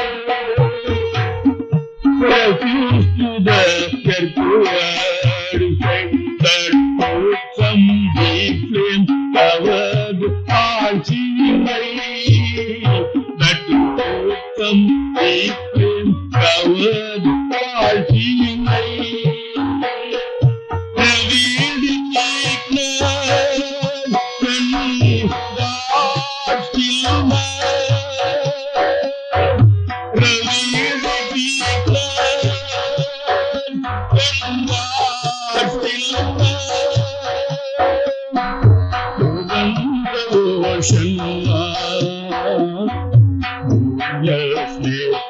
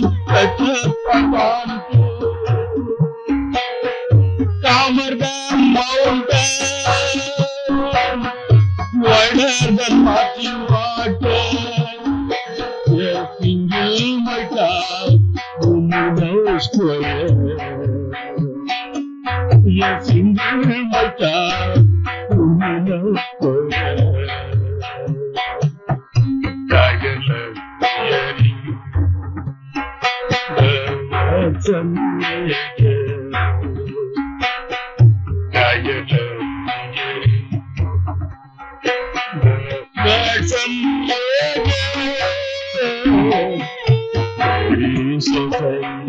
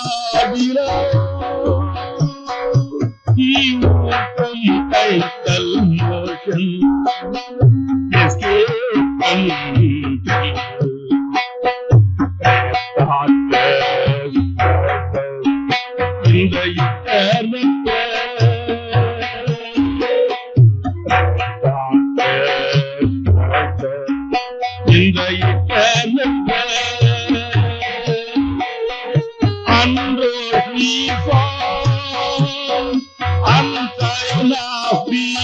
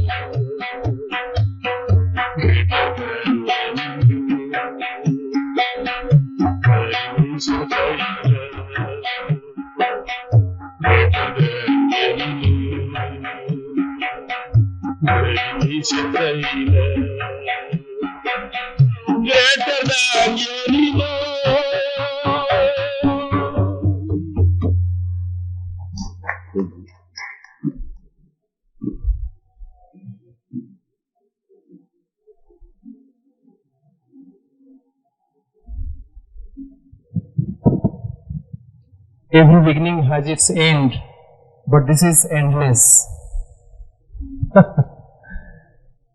When I met with Professor Dharma, when I came to know he was a retired professor, I reminded in 2002 I visited Bangalore to attend one of the conferences.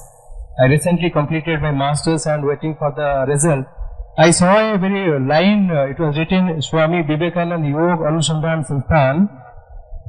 The line was, retired but not tired are also welcome. So when I met yesterday, with this, we were selecting some of the poems, and he recited all these. It was really an auspicious thing, sir. The way you have presented the views, the feelings and the emotions which Maharishi Aurobindo and Mahakavi Subramania Bharati, they have expressed, was really an auspicious evening for all of us. And from Sri Aurobindo, on behalf of Sri Aurobindo Society, Department of Tourism, Government of Puducherry, and XuFancheng Culture Center, I'd like to pay our sincere thanks for accepting our invitation, and our sincere thanks to the accompanying artist, Tapan Bhattacharya ji and Birai Swamiji for joining, because without music, the words are, even if in the scriptures also, when that some divine songs are in heaven, like the devotees and the Gandharvas, the keynotes that plays them. It was really auspicious, and thanks to all of you. So please join us for a cup of tea, and thank you so much. Thank you, Dr. Kishorji, Dr. Devi Thiruvalan. With the grace of Mother, I have come here, and the devotee of Mother, and my daughter is the sincere devotee of the Mother. So this Mother sent a word to Devi and to Kishorji to bring me here. I would like to render my small services by teaching this kind of Mother song and Sri Aurobindo song to the children. I would like to do my service with the help of Kishorji. Thank you and all. My accompanist here, very good Tabla master. He has played very nicely. At the sudden, we have planned. Next time, I think we will give in a better manner. And thank you for my violinist also. Welcome. Nice. Thank you and all.